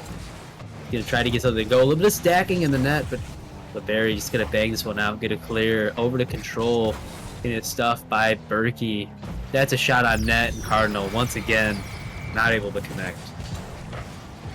I'm not sure what happened. I think he might have misjudged it. He did what Winter did earlier and just overjudged it, overread it, and it's going to cost you. You can't take time to read where the ball's going. You got to make a decision and make it quick. If you start second guessing yourself, you're gonna put yourself in a whole lot of trouble. Because every second counts here in Rocket League. You can't take time to make a decision. You got to make it and make it quick. Absolutely, as 5 seconds on the clock. As that's popped up, but nobody's there for the double. And it's... Oh, wait. Control out to the midfield. LeBerry. This could be something here. That's LeBerry! Scores 0-0 to keep his team alive. Is with the small pop off with the post, gets both of Frost defenders to jump, and LeBerry with a little bit of boost up in the tank to put it into the net and send us into overtime. My goodness, what a play. LeBerry coming out of nowhere. I mean, the little tap by Control or by Cardinal over to LeBerry is absolutely legendary. 0-0. The clock is no longer in effect. If that ball touches the ground, it is over for your game, and just like that, Welps are live. The Whelps know what they need to do here. They have fought their way here, and they are here to win. No one's here to lose. So Whelps are pulling out everything that they have in their bag to secure the series and shut Frost down. Absolutely, as losing 2 OTs would, in my opinion, be detrimental for this Wells team. I think this is a must-win. As I say that, oh, saved by the Rocket League gods. That one does not go in. A little bit wide as LeBerry over to Staw to Berkey. That one's floating. Control is going to get the clear. LeBerry's going to follow this one up. Going to pass it down to his teammate Cardinal. Back to LeBerry. There's nobody in net. This could be bad. As an almost Oh an my goal goodness. once again. The Whelps have been saved by the Rocket League gods. As LeBerry, he's got time. He's got space on the ball. And goes for the 50. Cardinals up too soon as third man. And he's not going to get punished. Control is back in time.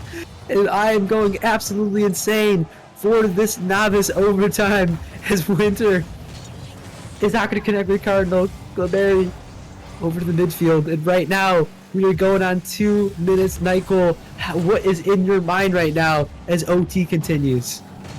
I don't know. As long as huge double commit, as long as Frost are able to keep their composure and keep putting shots on and pressuring the Whelps, I think it's going to turn to trouble. No!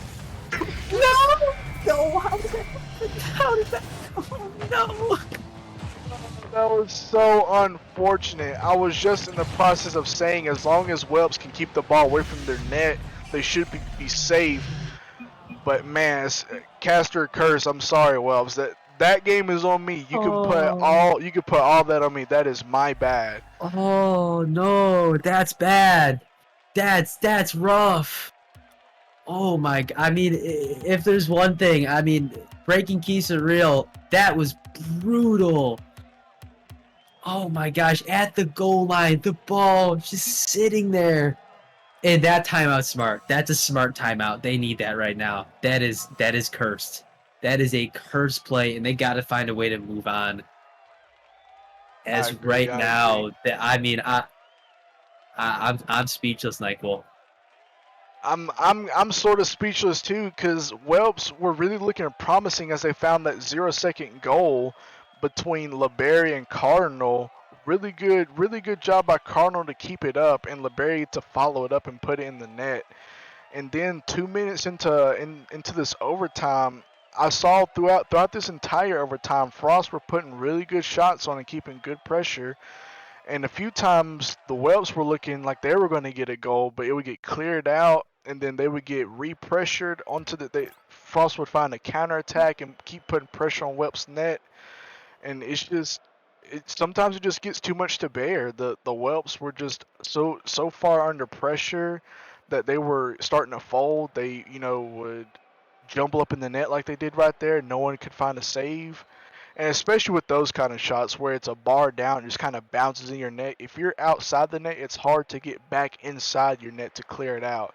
Most of the time, it either turns into an own goal or it turns into the other team just finishing the goal off. And it's crushing to stay into this game, with that overtime goal and then to lose the game to something like that. I know it's crushing, and this timeout was really smart for them to collect themselves and hopefully not be in there blaming each other and to just calm down, take it on the chin, and move on to the next game. Yeah, I mean, I couldn't have said it any better. I mean, you cannot let that get to you. I mean, I did say that game was a must-win. I still think that game was a must-win, but look, this is a chance to prove me wrong, all right? I mean, I've cursed plenty of games before, and I'm sure it won't be the last, so I'm just curious to see if this Whelps team can come back. I'd like to think so. But Cardinal, like somebody said in defense, I mean, Cardinal's got to clean up his defense. I mean, that OT only happened because of a little bit of a rush on defense from Cardinal, just, either being too delayed or going up a little bit too soon, just not reading the ball correctly.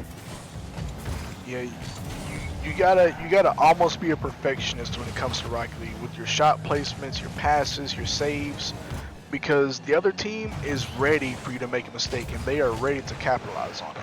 Your teammates most of the time won't be ready for your mistake because they're having faith in you and you getting ball touches, and the defense is preying on you missing, and if you miss, they're going to be ready for it. Absolutely, as right now, an absolute shock coming out of the frost, and then rolling this on to the next game. But awkward on defense here. Elite, Uh-oh. good passing play out to the midfield. Third man just opting not to go up. And I'm okay. I'm okay with this defense being installed. It's not at the right place at the right time. I don't know. I'm not sure what happened. Cardinal. Oh, Berkey hit a side flip. Stahl. I'm pretty sure Berkey called up that he had it, and he side flipped, and Stahl wasn't ready for that, and just caught him lacking. He was up too far in the net, and Cardinal was able to put it behind him. LeBerry tries to get another one on, almost, but a little bit wide. But yeah, I mean, it's a little bit of both. It's LeBerkey, it's Berkey getting, a mistouch, no touch, whatever you want to call it, and then Staw just up a little bit too soon. I mean, and just like that, the passing play comes from Staw to Winter. This is what they need: is more team play, less solo play.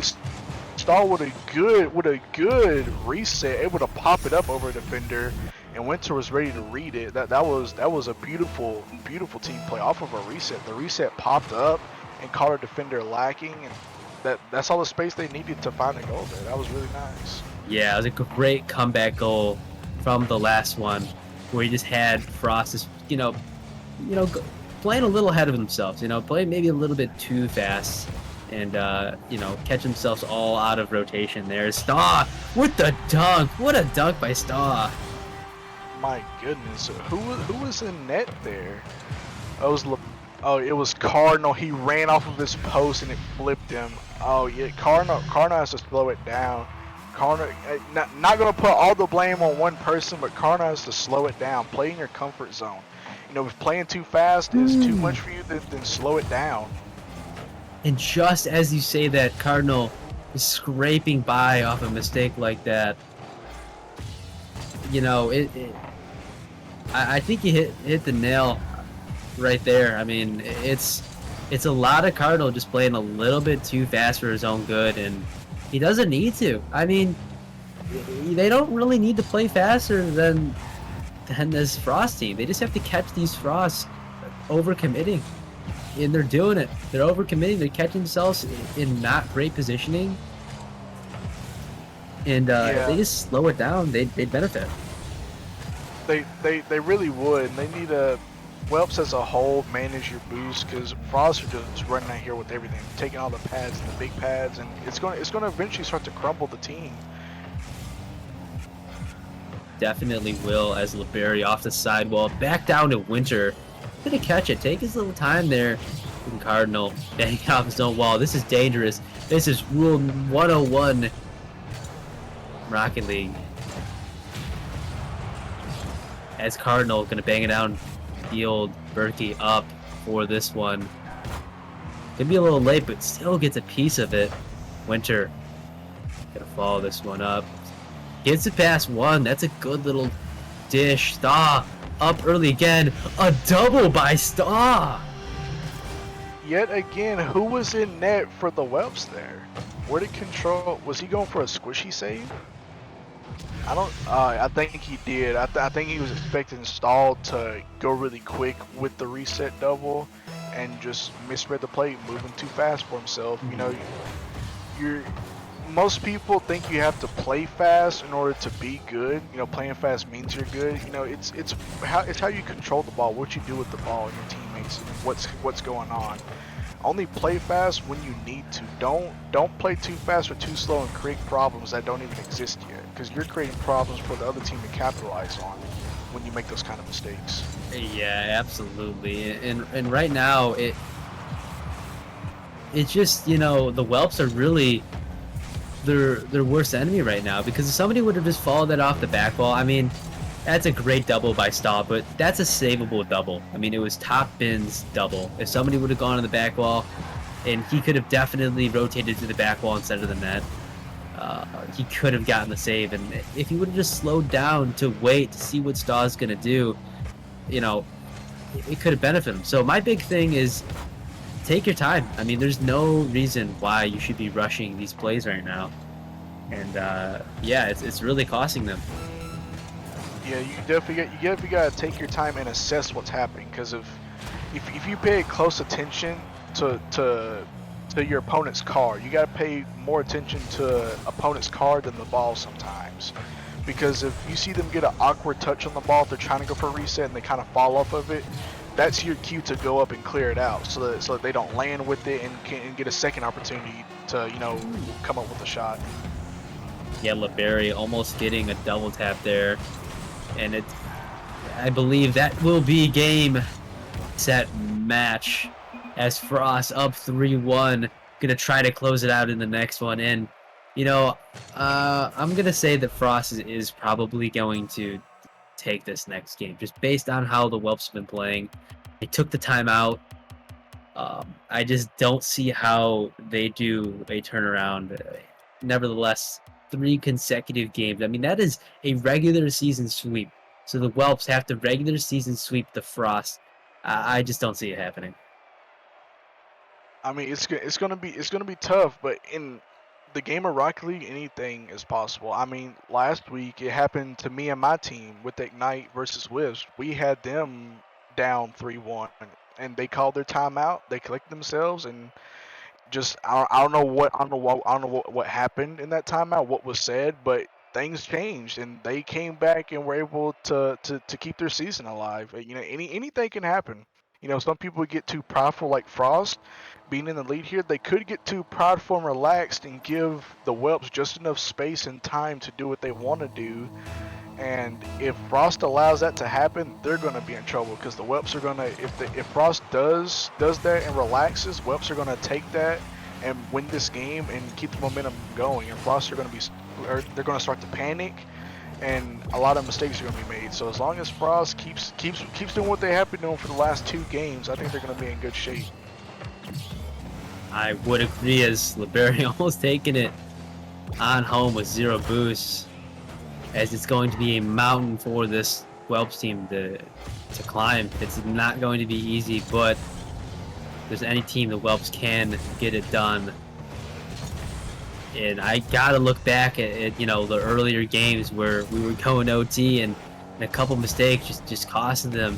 They cannot have that mentality in their head. I mean, I know that it's probably showing up there at times, and wow, the top bins, Berkey. Okay, now that shot, if I was sitting back post and I saw that coming, I'll be like, nah, that's probably going to hit crossbar. I'm not even going to attempt to go for that. But yeah, those kind of shots can catch you off guard, the ones you think that aren't going in. But as it gets closer and closer, you're like, okay, hold on, it might be going to my net, and that's exactly what happened. Whelps were caught lagging, out of position, sitting in the middle of the net with a shot flying over their head. Absolutely, as right now, it is looking like all Frost, as the Whelps are struggling to get it to go. On their goal line again, another goal line save, and Winter's going to put it in.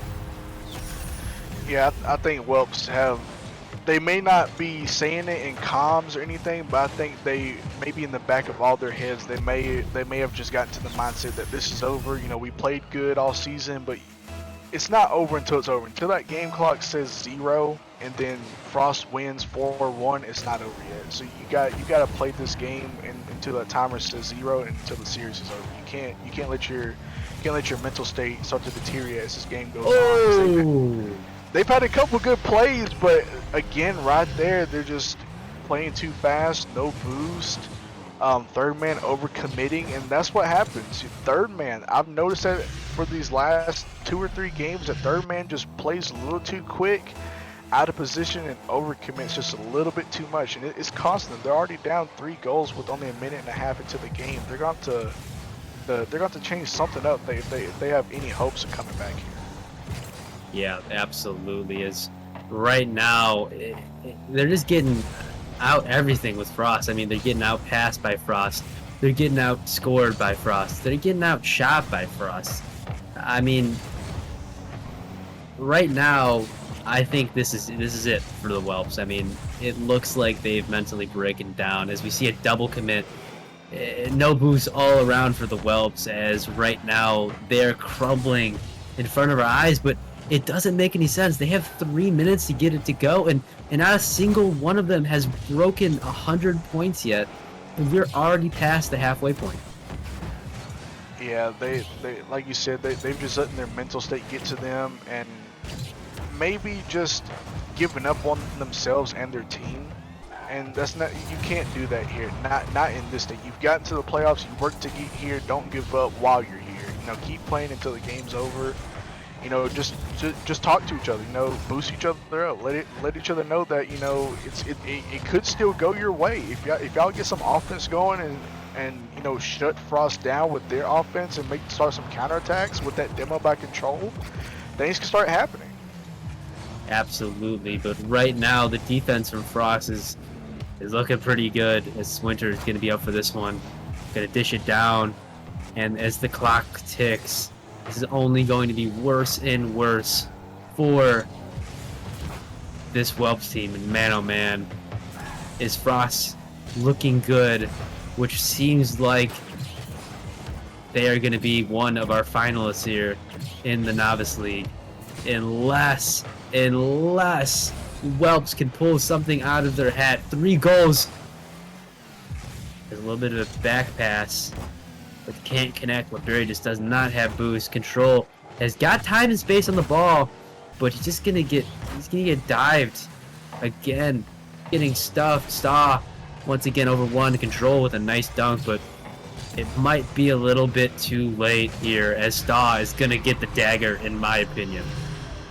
Yeah, that might just seal the deal. Down 4 goals with a minute 15 left. That was a good shot by Stahl. No boost, but had enough momentum to fall into the ball for 1 extra touch, and that's all you need is that extra touch to throw the defense off. And Whelps here have really fallen off, especially last game. I feel like it really started with that own goal, losing game number 3. That really started to slow them down, and it's rough. It's rough out here. Absolutely, as Cardinal gonna try to make something happen, but he's gonna get bumped off by Winter. I mean, this Frost team absolutely relentless, playing till the last minute. And are they gonna get another one for the road? They just might. Potentially, as a double tap, and it's gonna be Staw again, and that's it. Game over. GG's. Frost is moving on to the finals. The question is, will they get another goal here in this last 45 seconds? They might. The Whelps might have just completely given up. I think they let Frost get to their head a little too early, when things weren't sealed yet.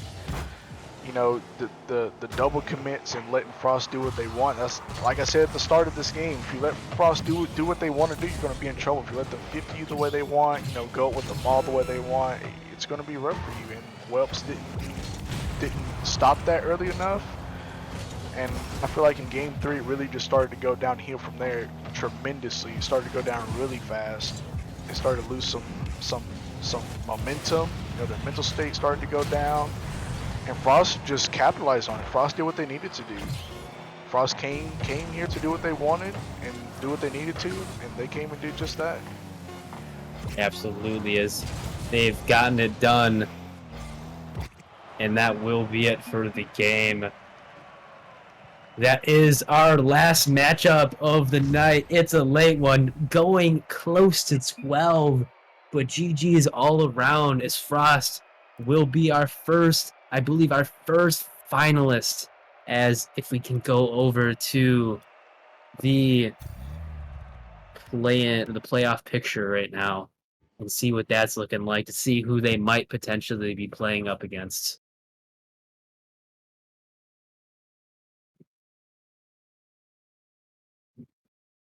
As it is looking like the Wisp or the Vikings. It's a high chance of the Wisp, Nyquil. I don't know about you, but that Wisp team is looking wild. Yeah, Whisper strong. Hold on. Yeah, the Wisps are definitely a team to watch out for, especially with Vokes. Vokes being their main guy that is there on defense and offense, kind of like Control was for this Whelps team for the first couple games.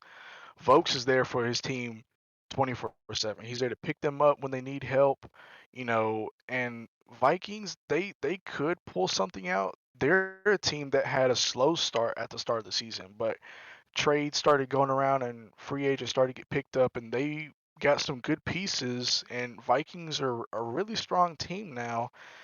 And I don't know. I think it might be a good one. I think it might be a close one. It might even go to a game 6 or 7. And I think either team is capable of winning. With Wisp maybe being a little bit ahead of Vikings, but anything can happen in Rocket League. Anything at all. Absolutely is my prediction. I'm gonna say Wisps in 5. I'm gonna make a bold little prediction there, as I know a lot of those guys on the Wisp team, maybe a little bit biased, but it's gonna be interesting seeing when that matchup is going to happen.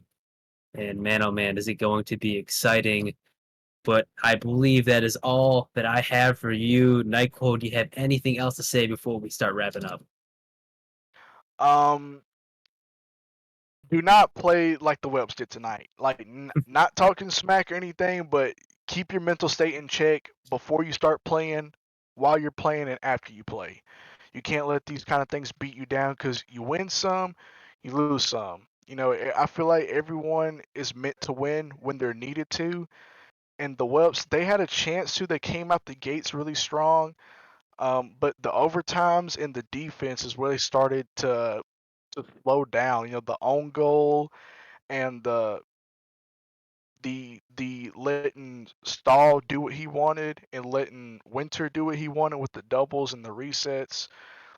You just got to find a way to play around that. If you're not good in the air, play backwall. Backwall is your best friend. Pros use it.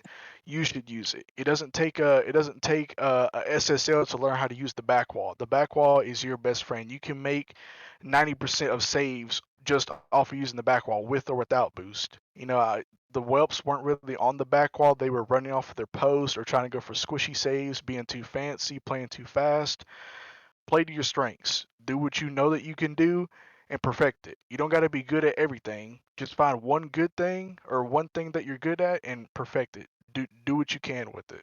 Yeah, absolutely. Especially in the novice league too, where if you have good positioning, I mean, you don't have to be mech. I mean, good positioning, making sure that you're not overcommitting and just being in the right place at the right time. I mean, can really in Rocket League get you up to that champ 2 level as long as you play in the positioning correctly. And I think you said it very well there, Nightfall. But that is all that we have for you tonight. Wednesday, we got some wild matchups. Not too sure what they are just yet, but I'm sure they will be posted soon. Might see me there, might see Nyquil there. We'll see. But it has been a fun night, guys. That is all for us. Peace out. You don't know